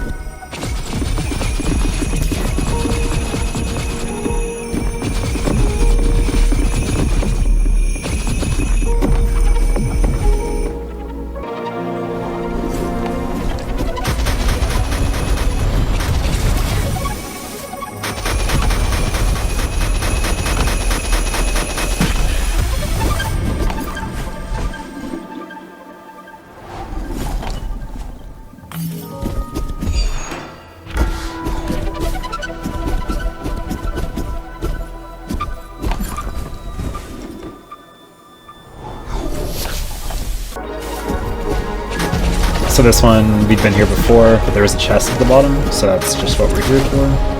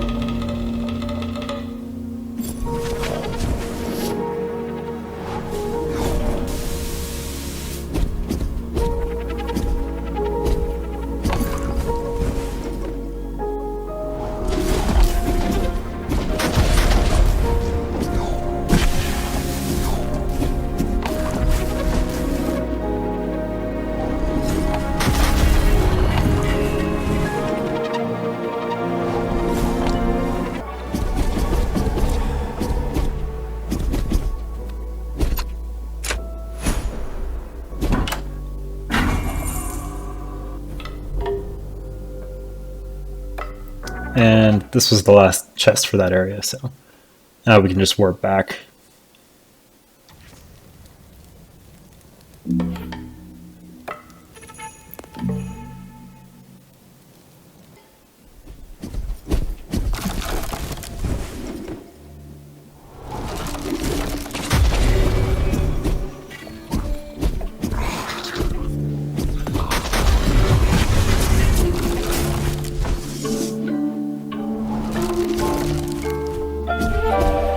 And just some other random ones that were missed along the way.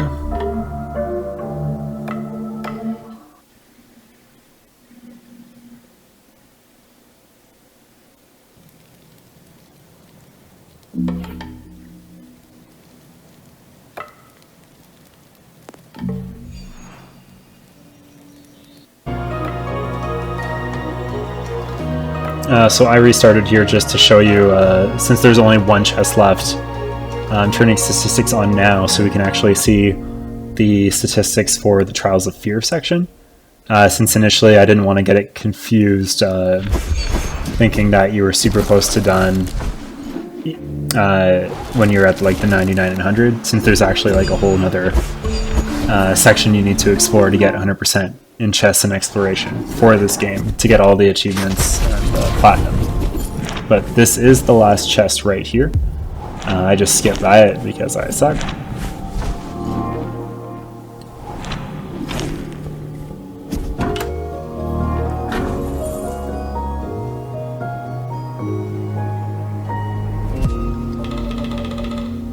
But now we're on to the Trials of Fear. So this section is a little bit harder.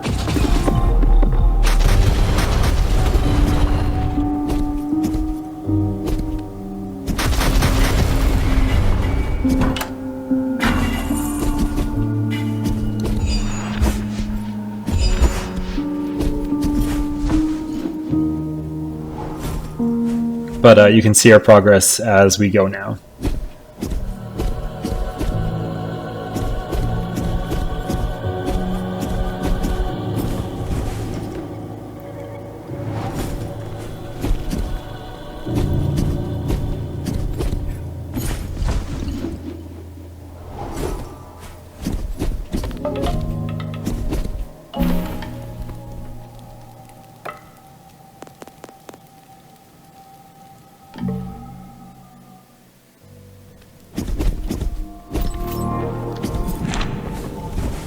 So these are all entrances to the Trials of Fear.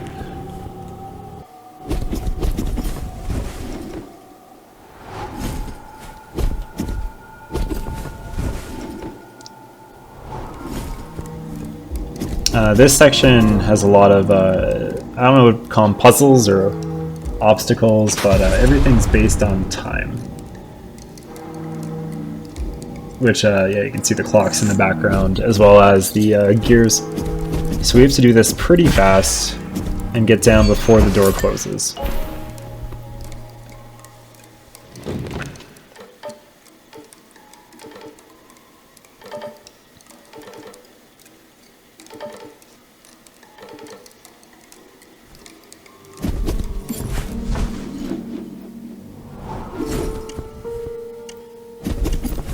So our goal is to climb the clock tower. So we're tripping the switches, we have to last here for a while. This is where having the 20 hearts and the 9 essence of salt will definitely help.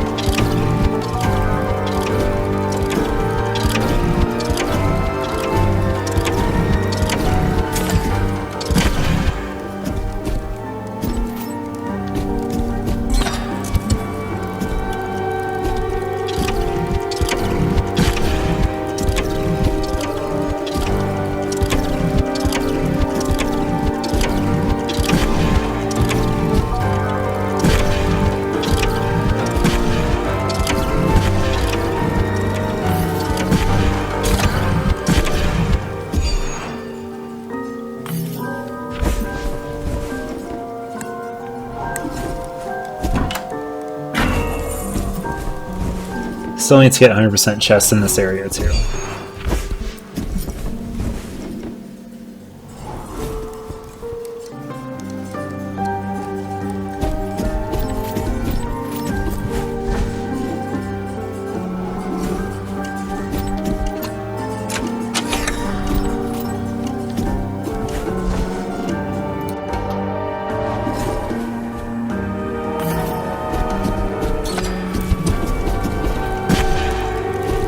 So that one's pretty straightforward, you kind of just time it and keep going.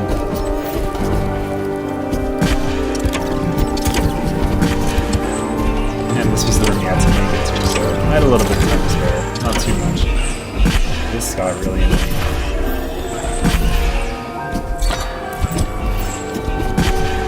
Probably would have been good to take some time and just kill a lot of these.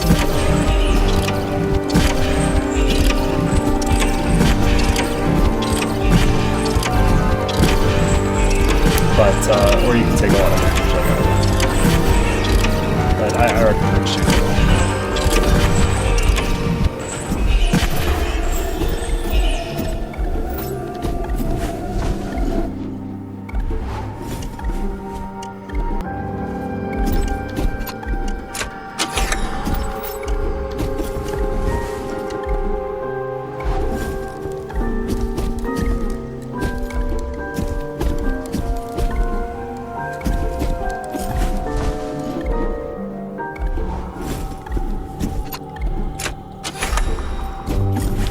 I have no hearts, and so I'll probably just take a death here, I think is what I did, yeah.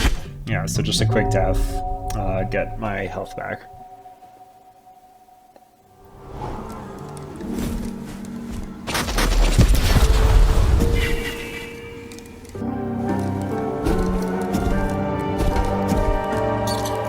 And you can see which door opened there, just the bottom one.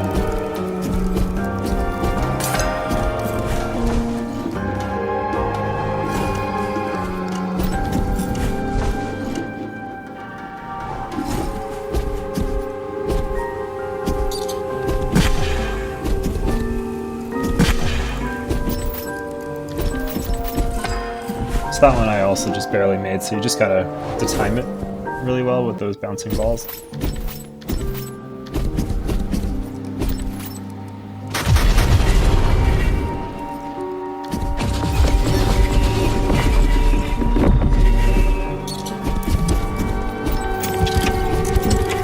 This one does have a chest, so you can't really do everything in the same run. I tried, but it was already closed. The chest just takes up too much time.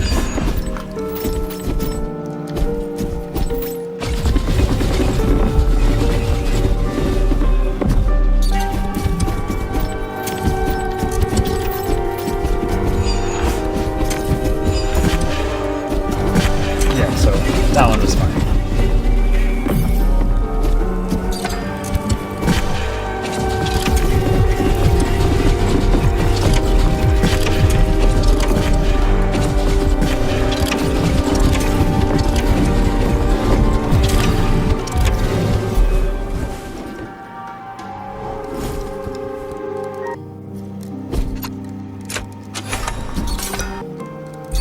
I did fail this the first time, so I just cut that out there, but a lot of that has to do with just timing.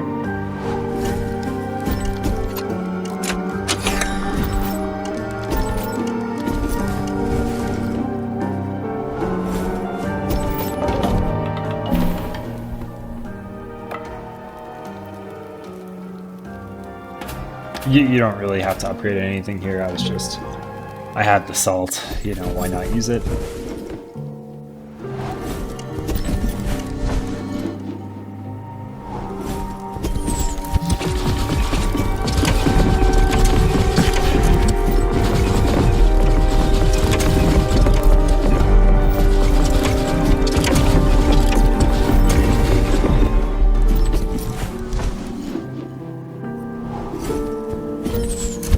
These guys are pretty easy to kill with the logic bounce.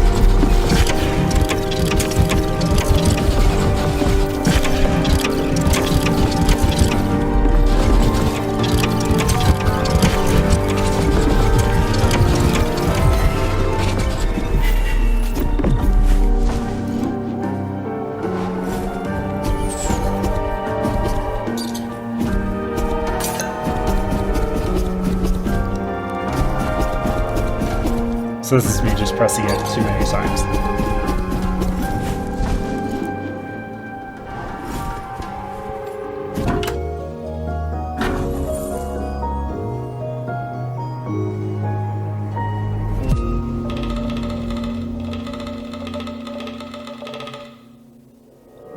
So this one's kind of neat. It bounces off walls and lets you teleport.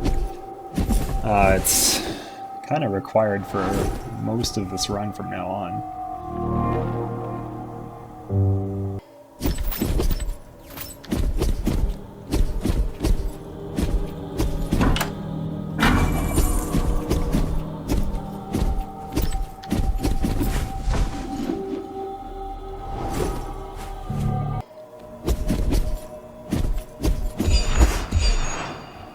So this is one way to angle it right. It took me a couple tries.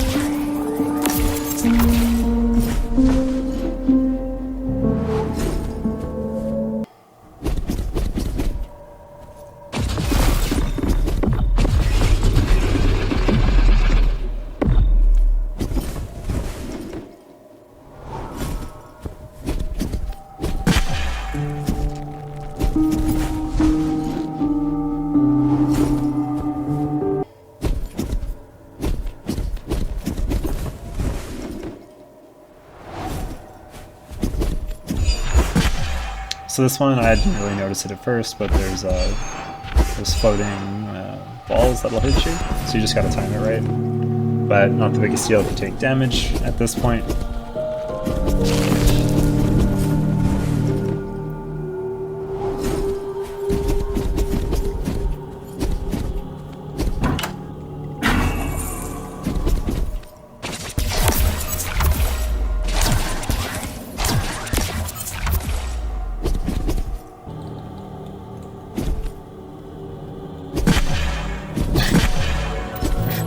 I don't know why I tried to wait and I just screwed up in the later point anyway.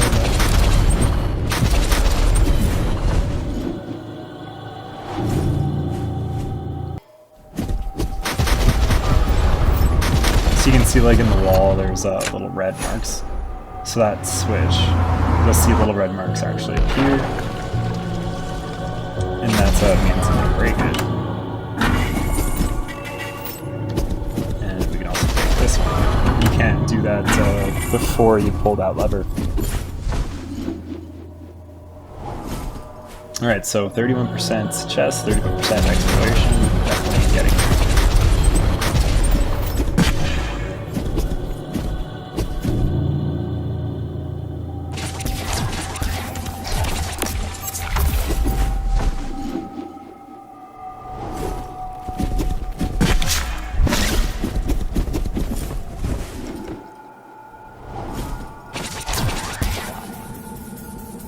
I tried to do a long shot here, but you can tell it didn't work, so I was just like, okay, do it the normal way.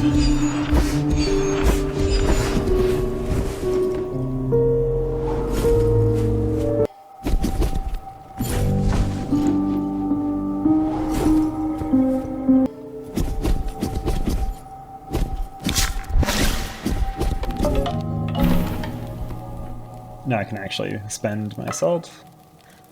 Even though you, again, don't need this, but why not?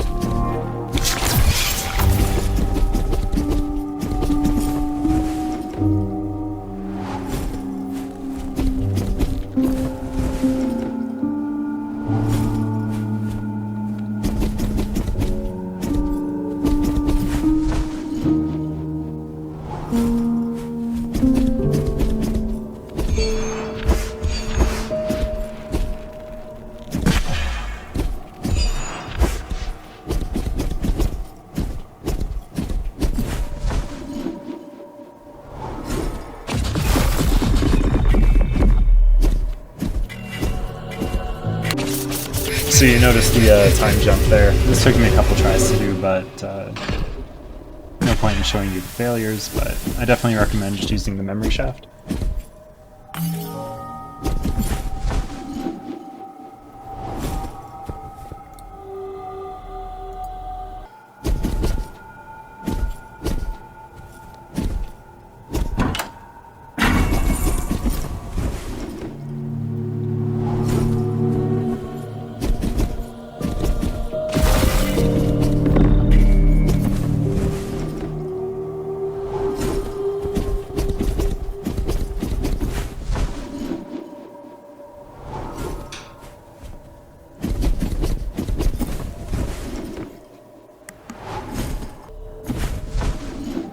So that was kind of clipped. I was trying to destroy the skull, and I was like, no, you don't actually need to, so you just exit the room just to get the exploration.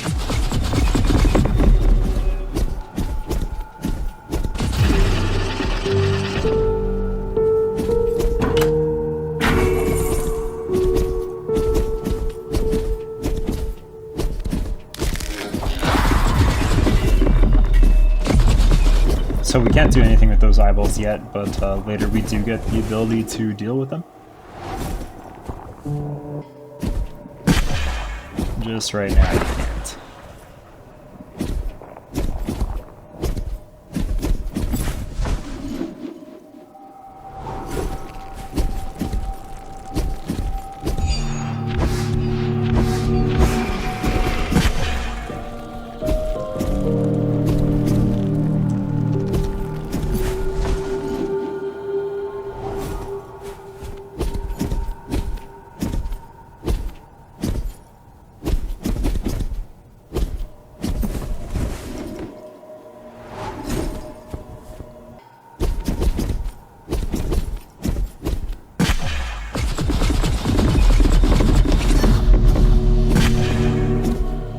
I don't know why having that guy there bothered me, but I felt the need to get rid of him. You don't have to.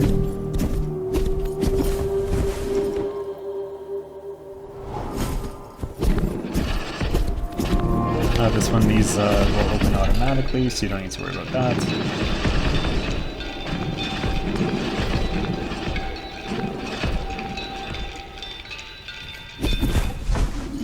Then our next task has to do with 3 guys we're going to meet here.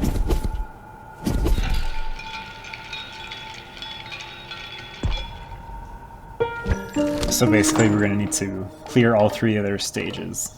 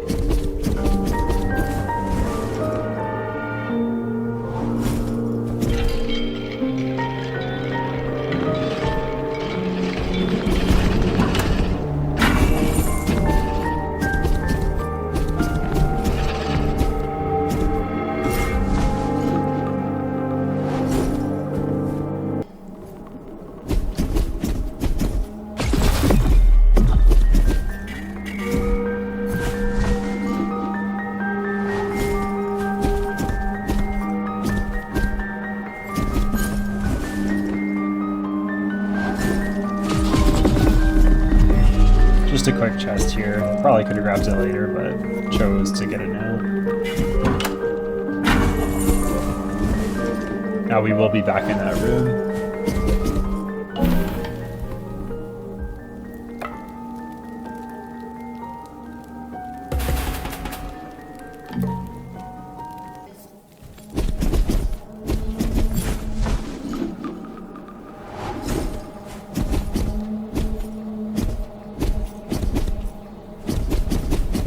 I'm pretty good at the movements in this game.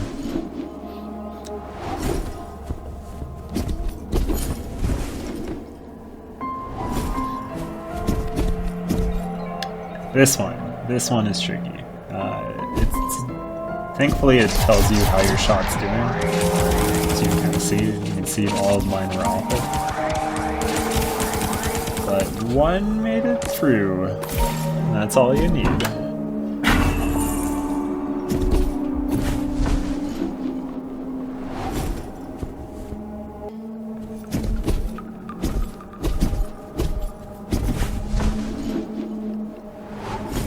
This is a one-way corridor there, so that's why you have to take that shot. Because now we're back where we took the shot. So just a little bit of a detour to get that chest and do some exploration.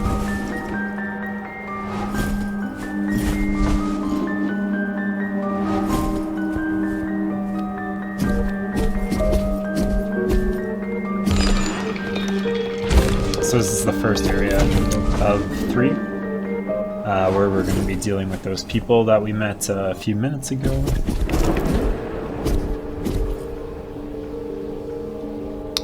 don't need more time to be kid.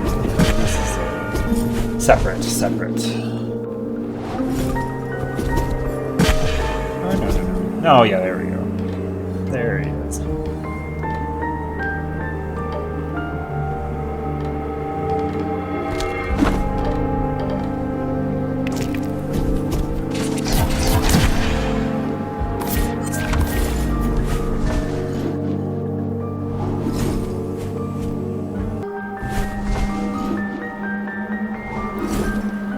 So again, just exploration.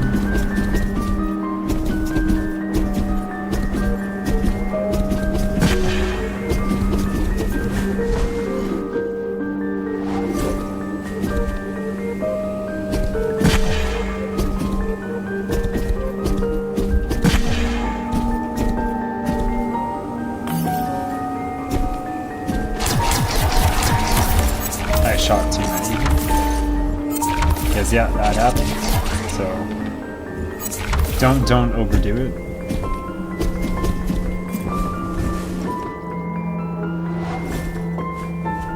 This is where you flip things.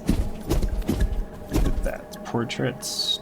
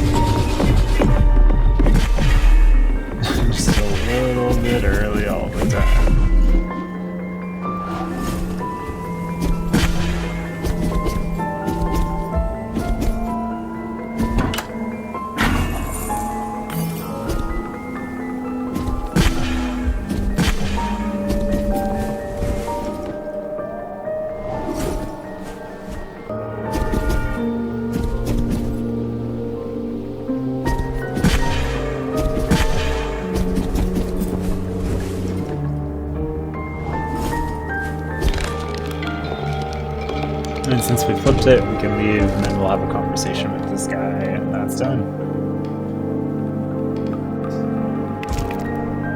So, as you mentioned, we will have to go back to the auditorium once we've finished all 3 places.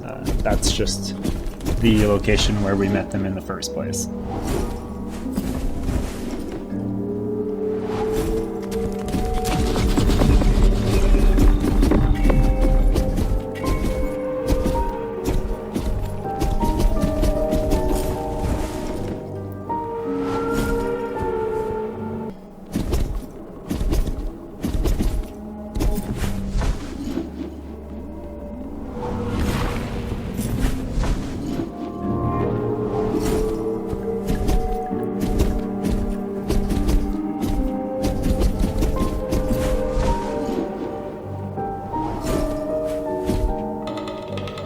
This is the second area.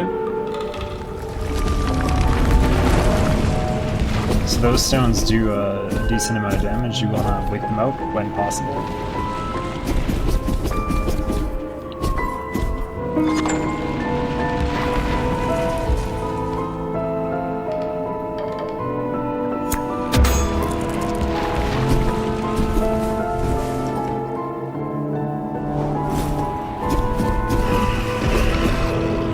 So you can see that circle up, it's kind of like a rock entrance.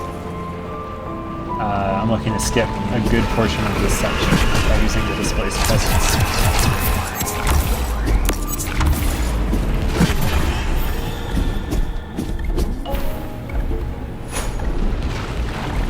And that was the goal, was to raise the flag. So now it's just exploring and getting out of here.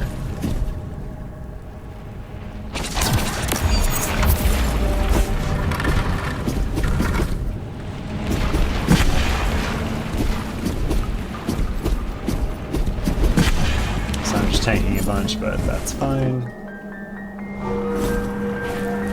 This is literally just for the exploration part.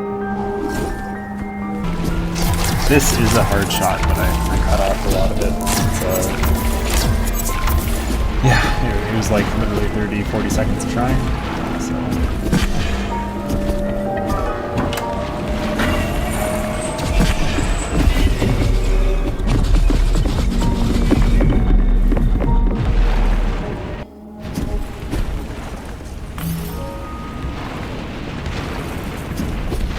So now our goal is just to get out of here, so we're just doing that again.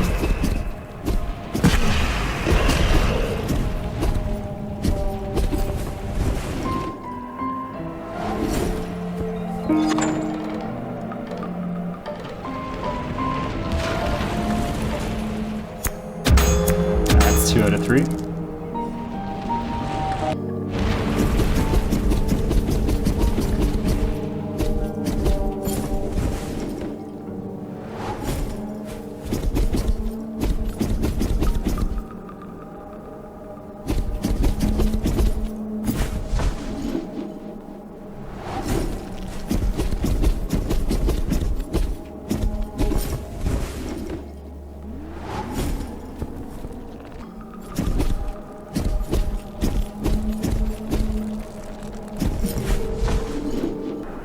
So I did kill myself off here, that's why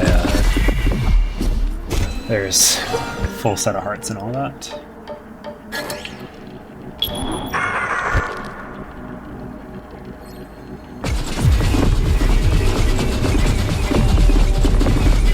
But yeah, like if any time, you know, you have a low set of hearts, just use the memory shafts to hurt yourself or some close by enemies. Either way, whatever's faster.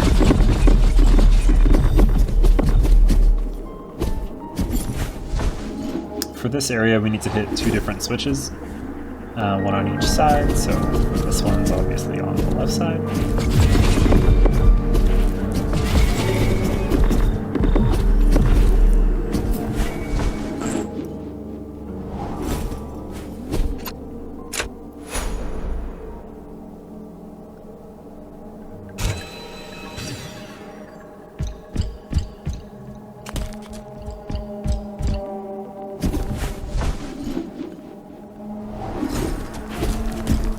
Because we triggered the switch, a little bit more obstacles to dodge.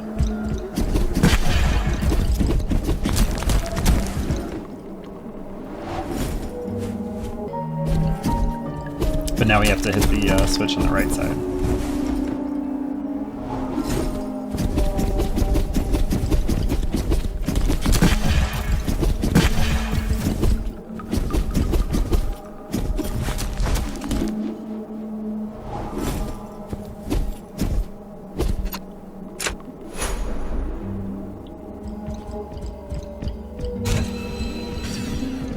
And that's both.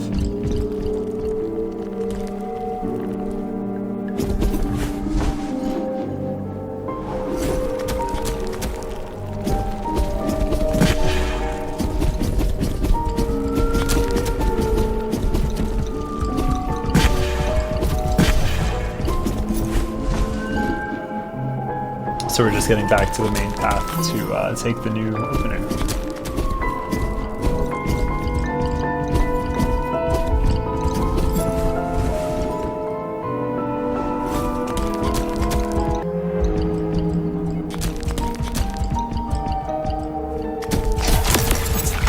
I was gonna try to shoot myself through the left, but that doesn't work. So just go right. This is where you wanna go across and then just follow the path.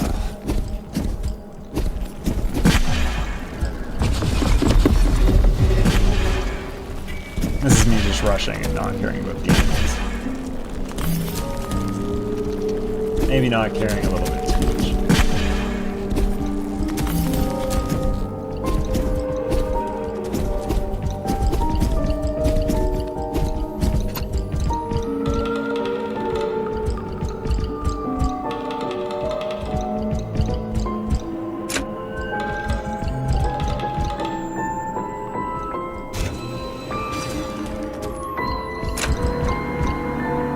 Okay, there is a extra chest here.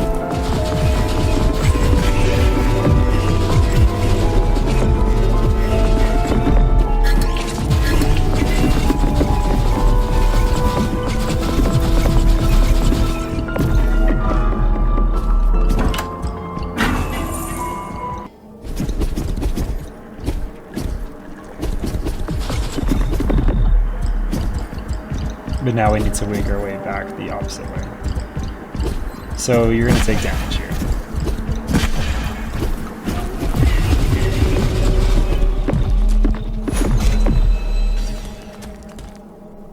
And that's the third one.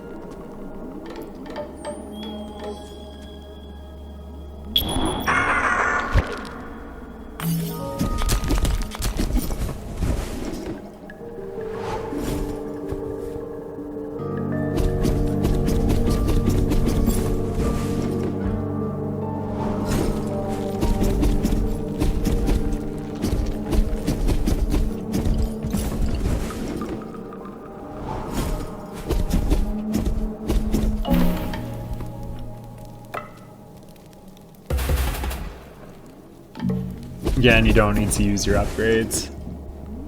Since we do have infinite energy, just, you know, completionist in me, that sort of thing.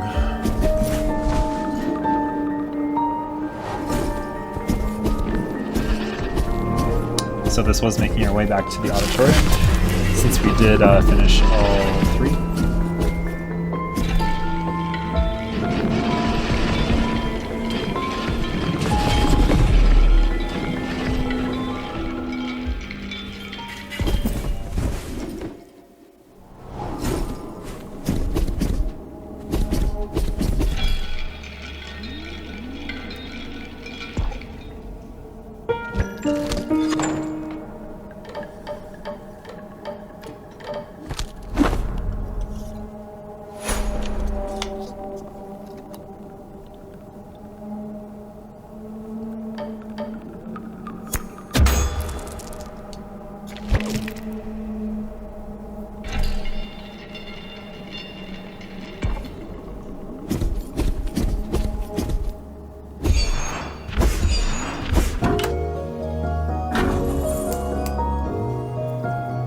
So this is another weapon that we get.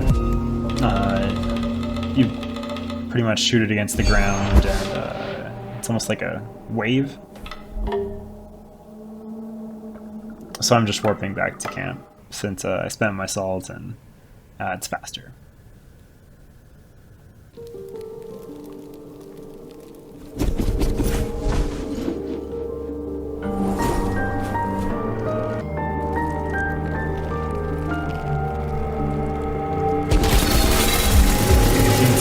It's pretty good in this area where you have all those crawly enemies. It's also the only way to get that spell on the button.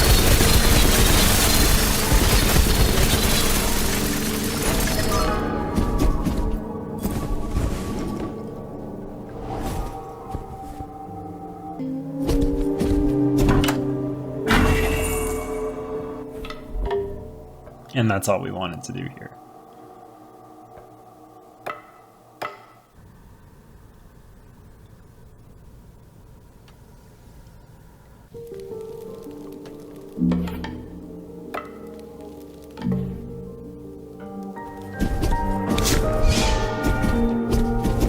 So this was another area that needed the spikes.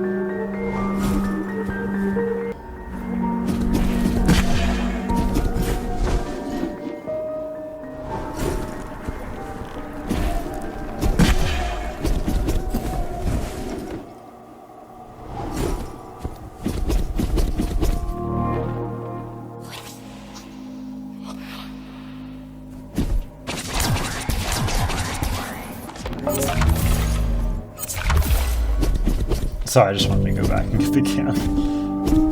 Or at least the plane.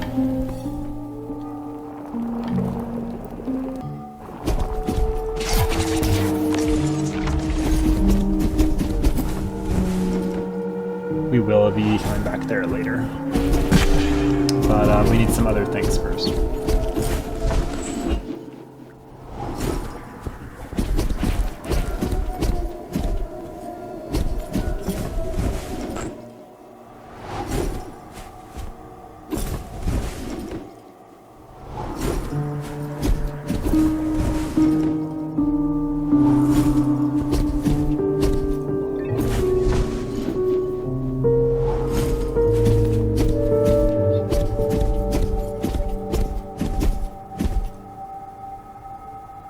Another part you need to skin it is.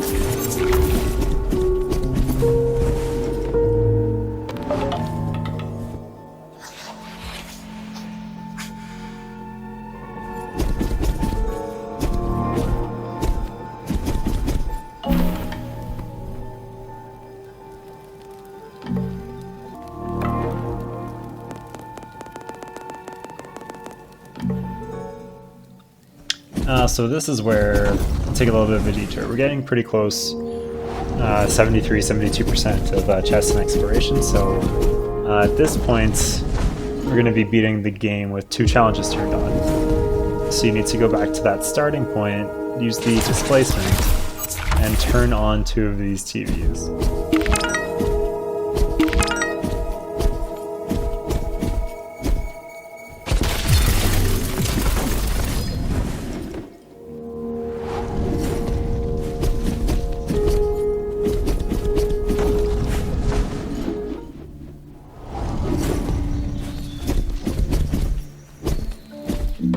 Then we just go back and fight Eldar again.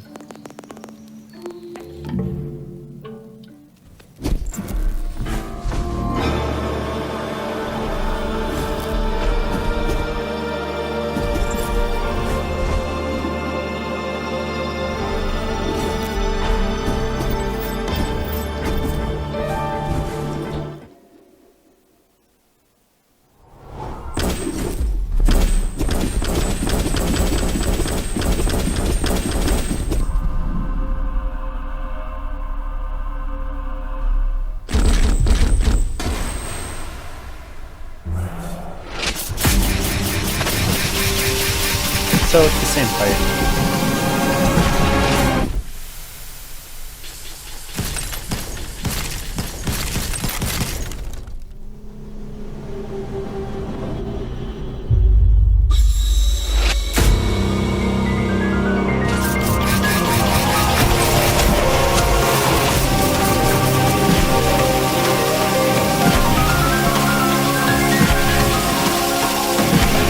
Just tanking everything because I know it's going to be over soon.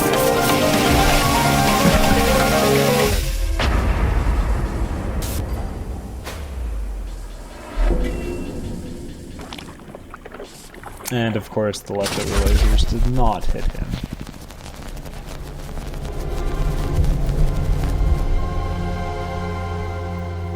So this is where you'll be getting your trophy. Or achievements. What was this one called?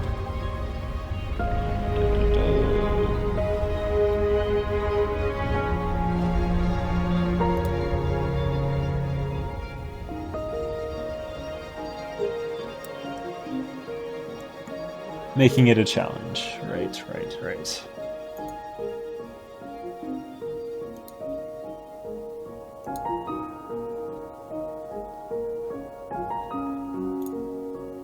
So yeah, we'll just go through the credits, go back, turn off those challenges, and then continue from the masquerade area there.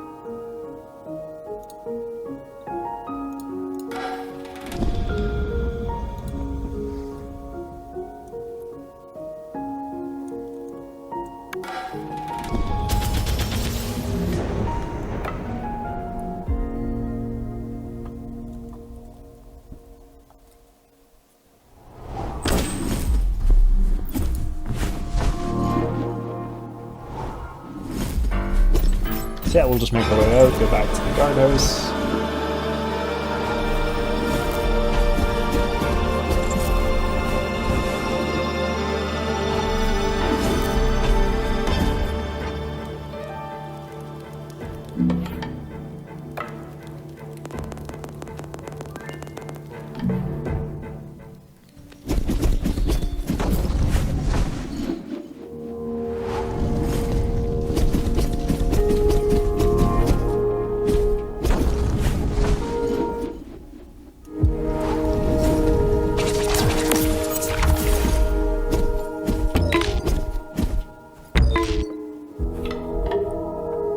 And it's just easier to return.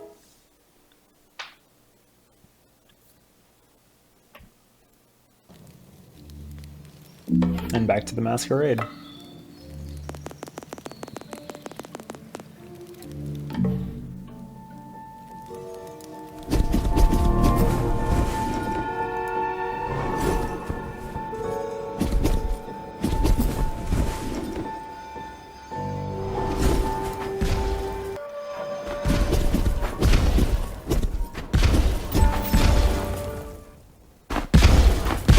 This is kind of savage.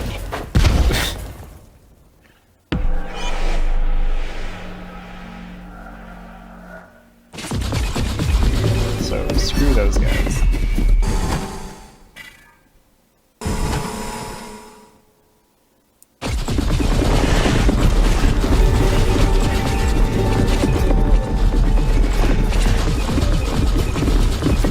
This is where logic lasts, the super kill. Cool. You're killing things you don't even really aim for.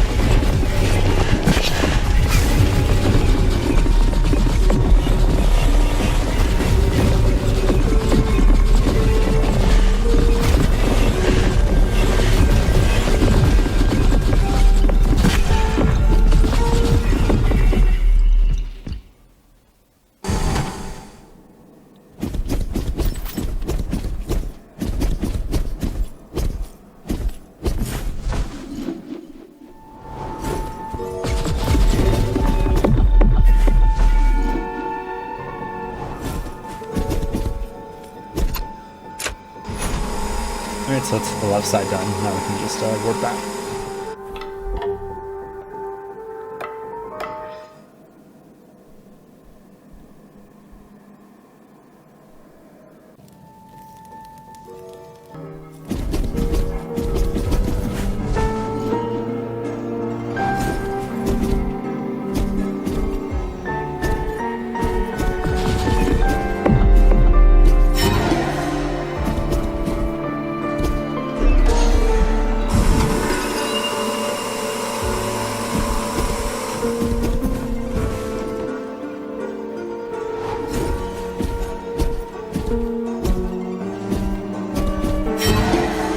So those, I don't know what's even call them, but once you pick them up, you need to deposit them. But if you get hit, you lose them.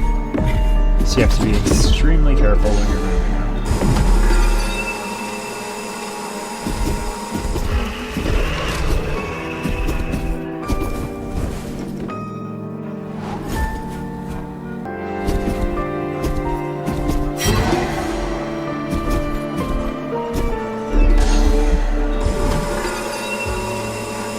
And then we can just warp back again.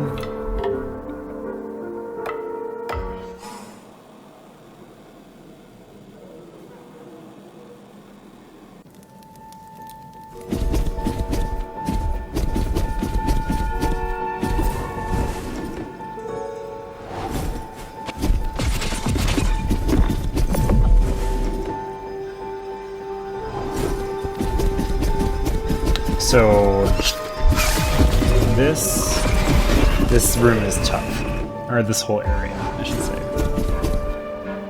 So there is a decently easy soul pickup spot over to the left.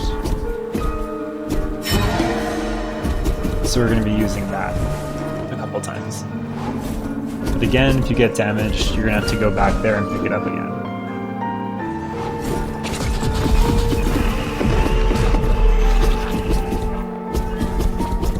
Deposit the first one here.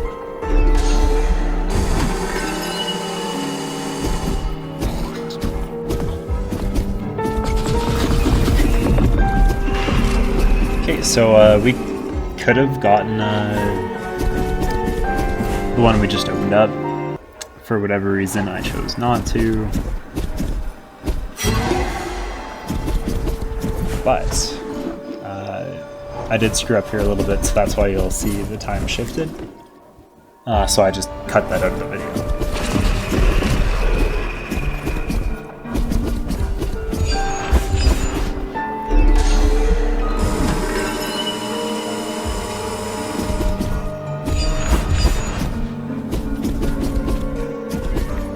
So now these are going to be getting harder and harder.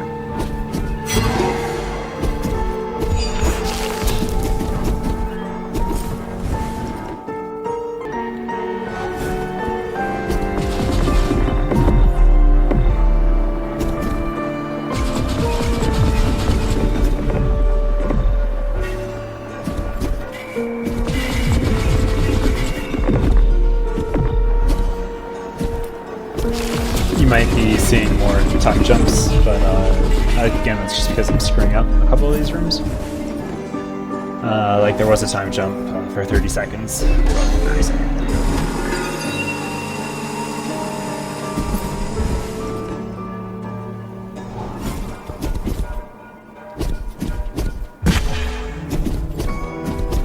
So that was purely just to get the chest here.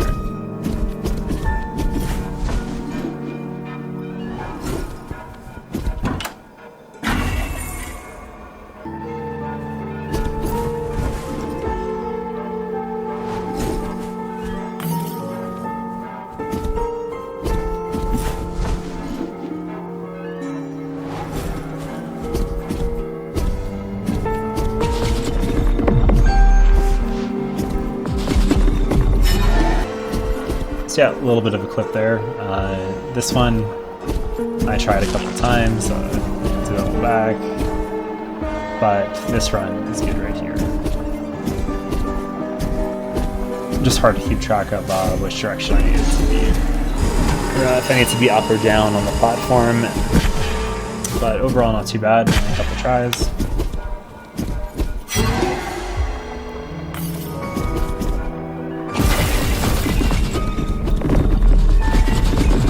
So for almost the rest of these, I recommend just blowing the place up like I'm doing right now, and then going back to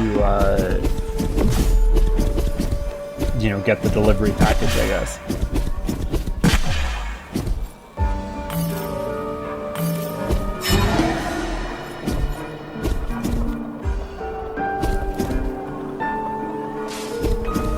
And take your time.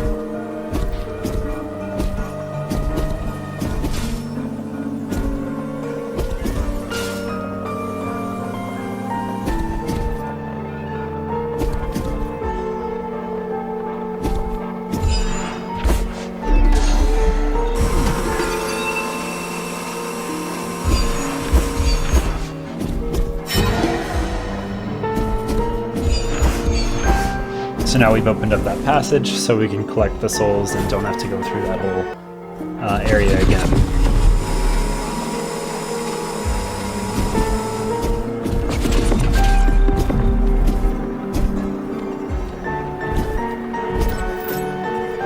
So for this, you need to destroy all the skulls at the same time.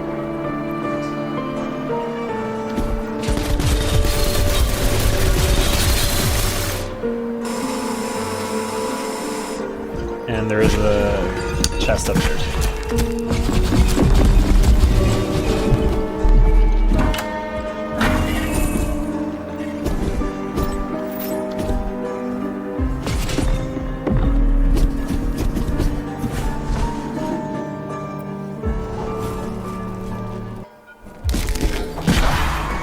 So like I mentioned before, I'm clearing these out because I know I'll have to travel with the packages, and you know, just makes life easier.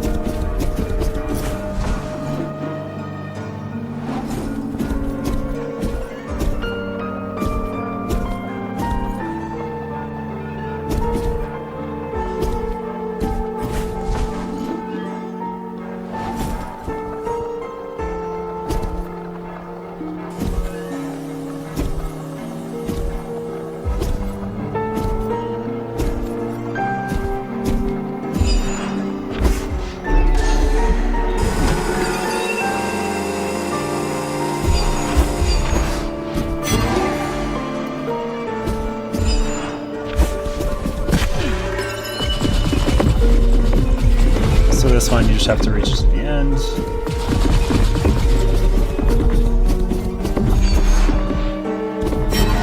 So I'm trying to just do a fast strat by skipping past the gates. And it worked out that time.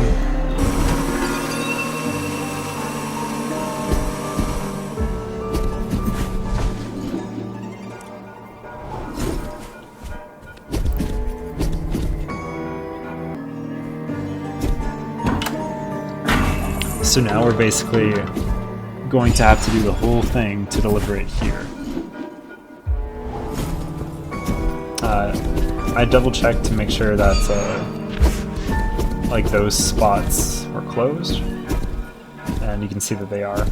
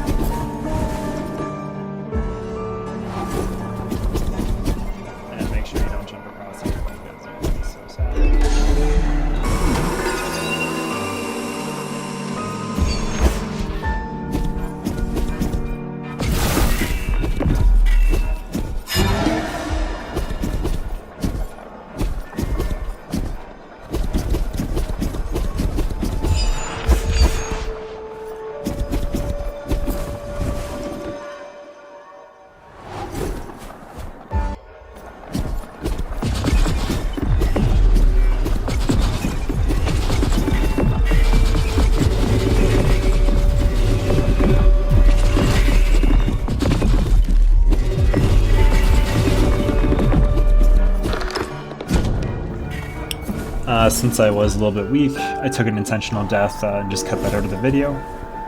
So you can see my dead body was there, and my full health and hearts again. And that's because there is a bit of a boss fight here.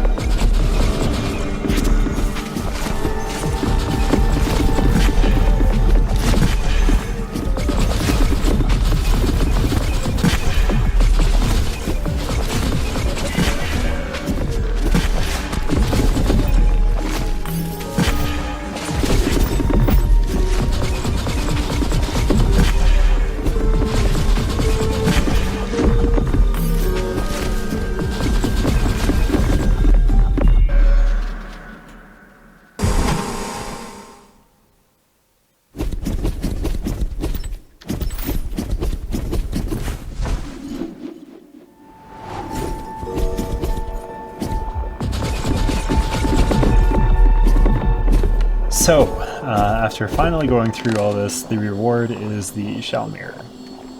And this is another trophy and achievement, but it finally lets you go through those eyes, which is actually required to open up some doors.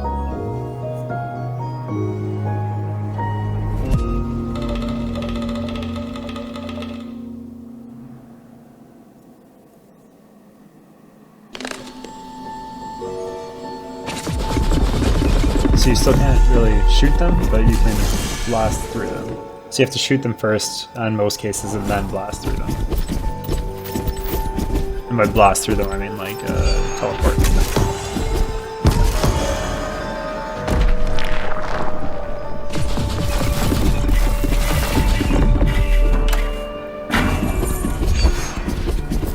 So 92% chess, 89% exploration. We're getting really close to finishing this game.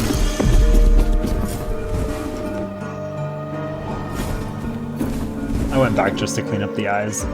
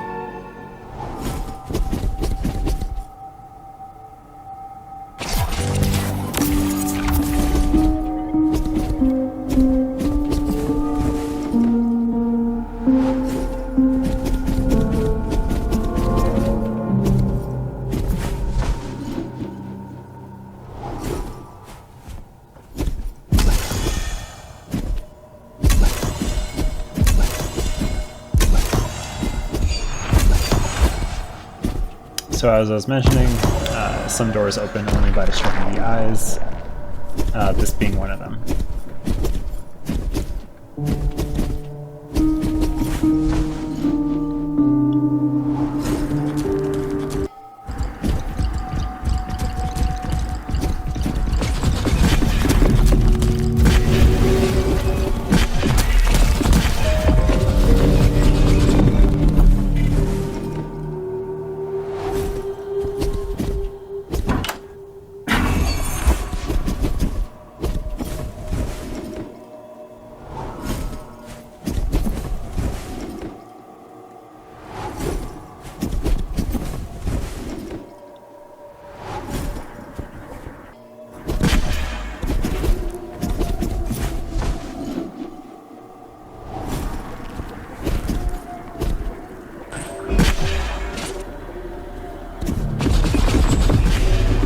This was annoying because I was trying to teleport.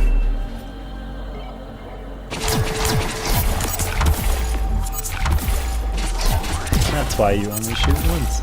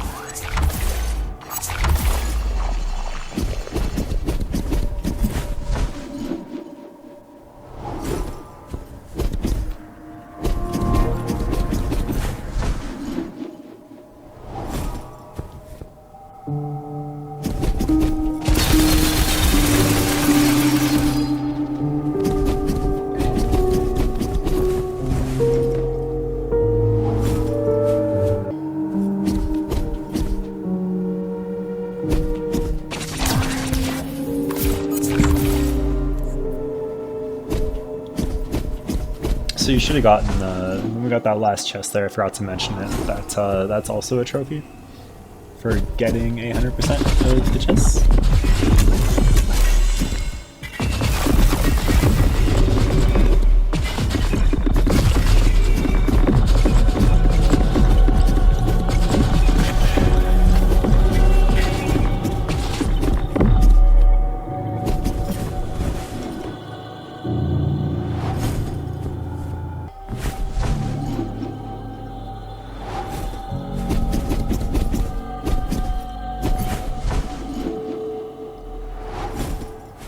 Now we're just kind of filling out the exploration a little bit.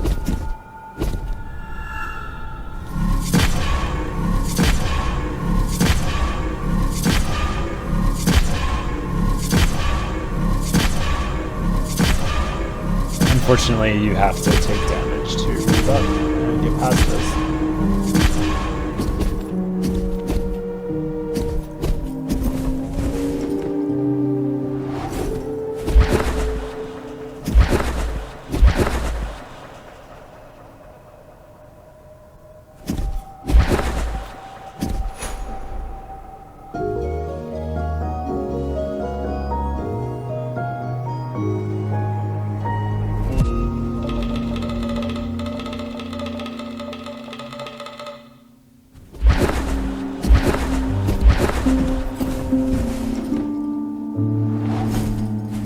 But that's also good.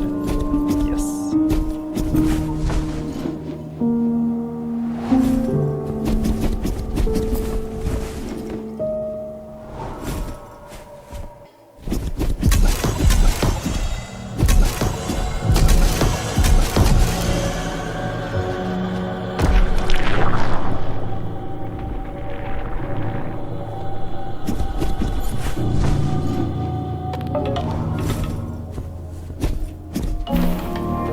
And now we're on to yet another boss fight.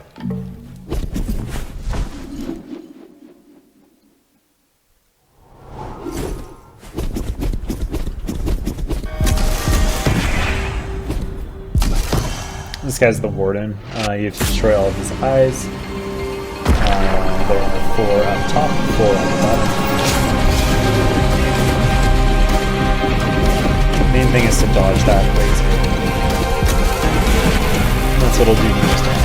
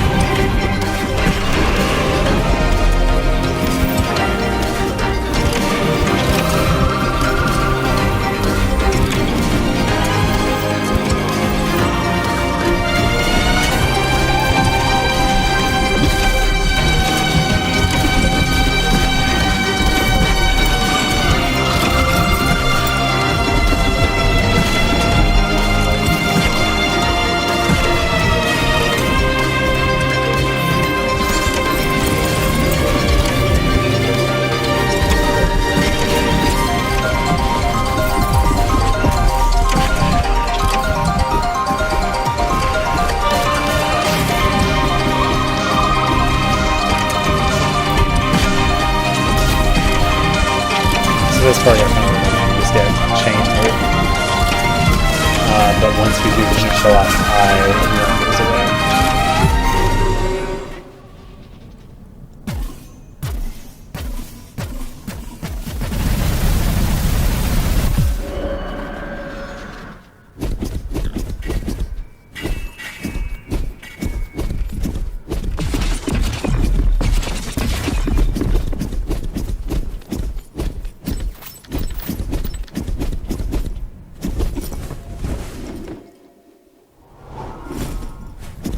And we're at 100% exploration, so now that's literally all we need to explore and all the chests that we've got. So now it just comes to beating the game again.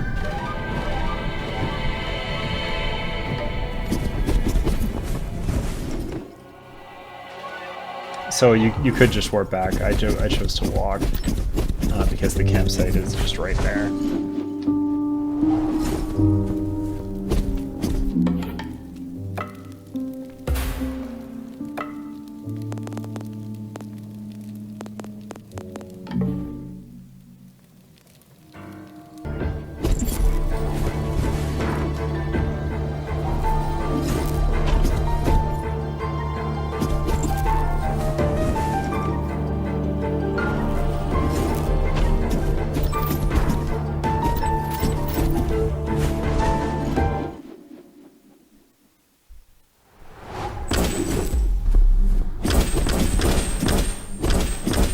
So the Eldar boss remains the same. There's just an extra boss a bit later on past it.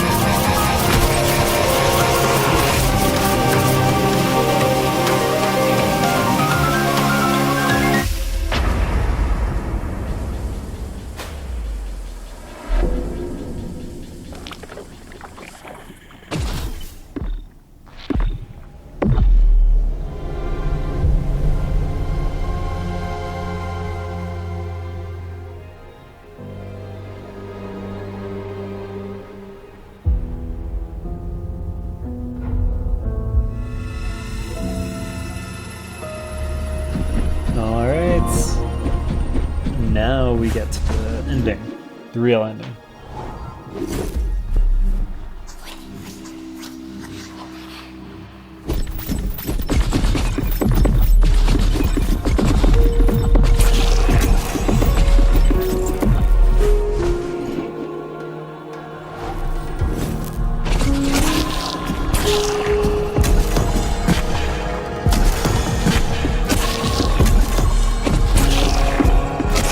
So you do need to destroy these eyes. I'm not just taking my time here, but this guy only goes away once you've destroyed enough eyes.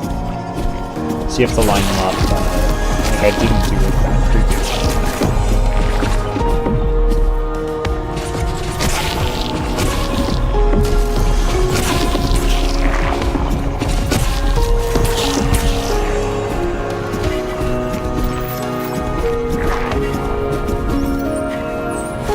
Now we need to make our way back to the bridge.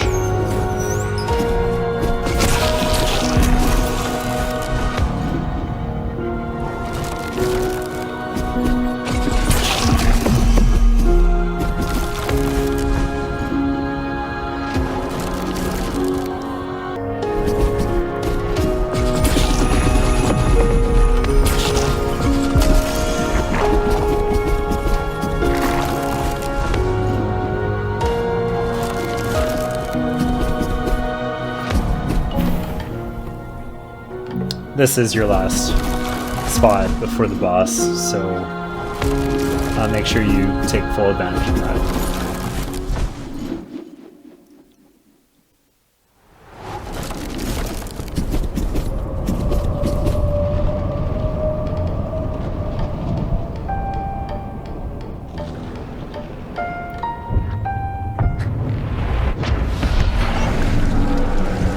That's what we're fighting against.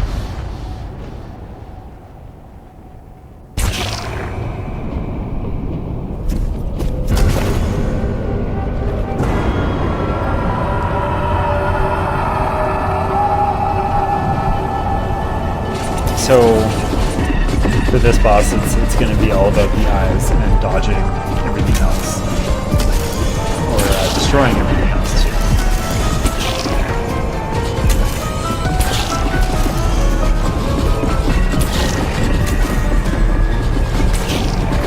I was able to beat this on my first try, but yeah, so I can't see too many people having too much trouble with it.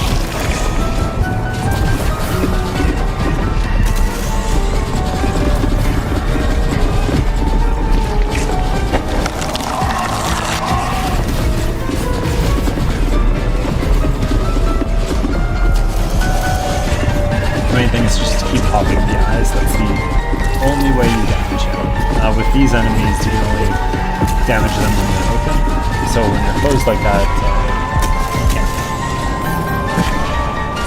damage this person enough, and they'll change to a different arena.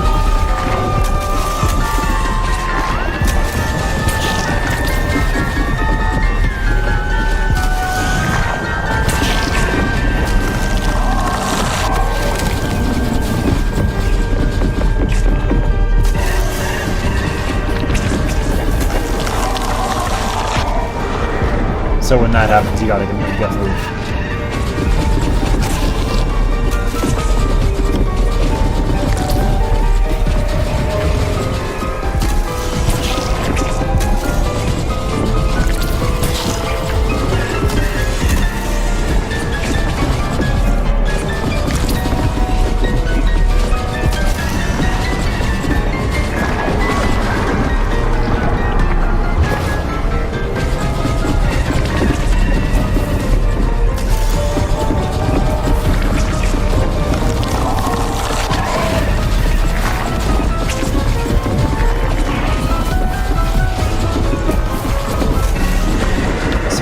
It's pretty straightforward, it's just very involved.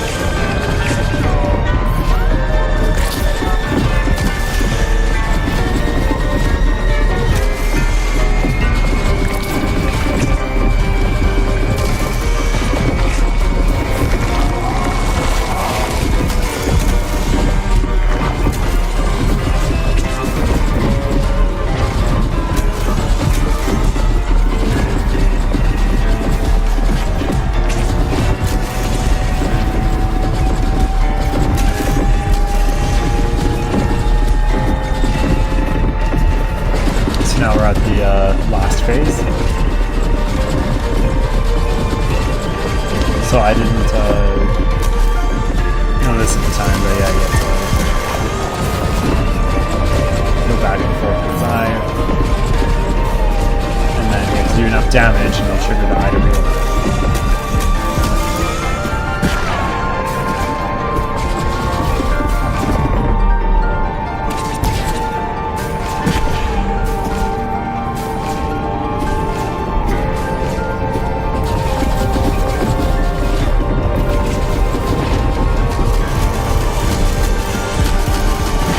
So I'm trying my best to line myself up, but it's a little bit hard when you're going up, down, and trying to stay on that very thin plane.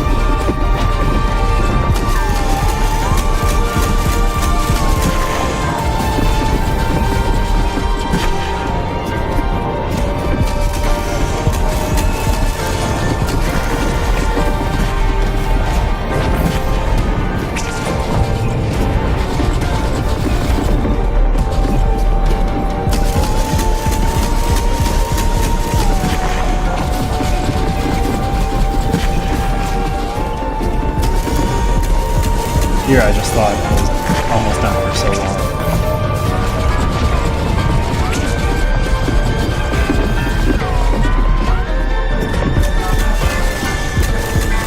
Especially here I thought I had it.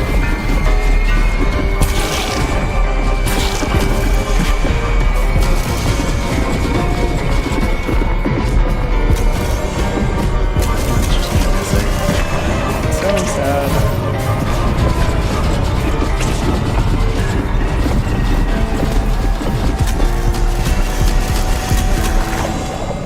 Was it.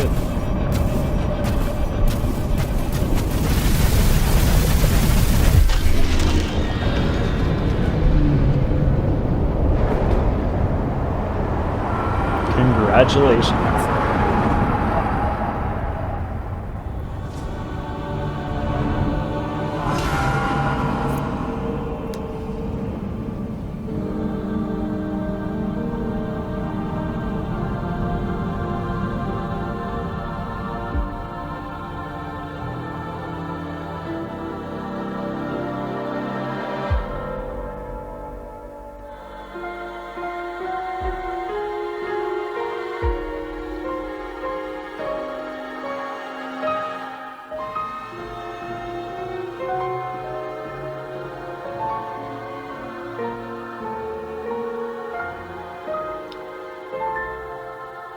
But that should get you your 100% platinum all that stuff.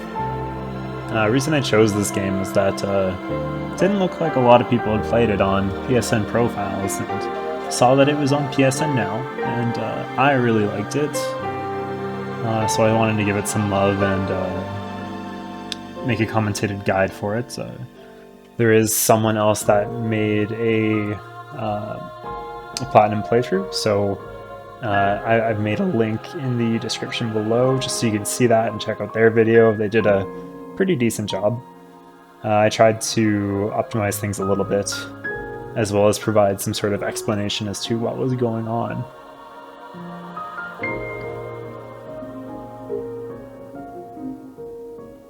But props to them.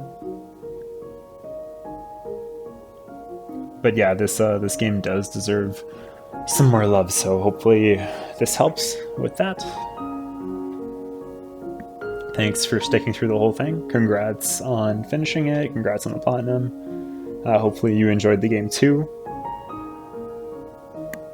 I'll be making a little, or in conjunction with this, I'll make a little tips and tricks sort of guide, like maybe a 5-10 minute video. But this one's probably going to make its way out first, since I finished it first. But 317, you could honestly, I think, probably take that down below 3 hours for sure. Since this video is about 3 hours and I cut out a lot of my mistakes. So you can definitely shave some time off it still. But again, thanks for watching. Hoping to see you again soon on my channel. Please subscribe. And have a good one. Good luck with all the achievements and trophies.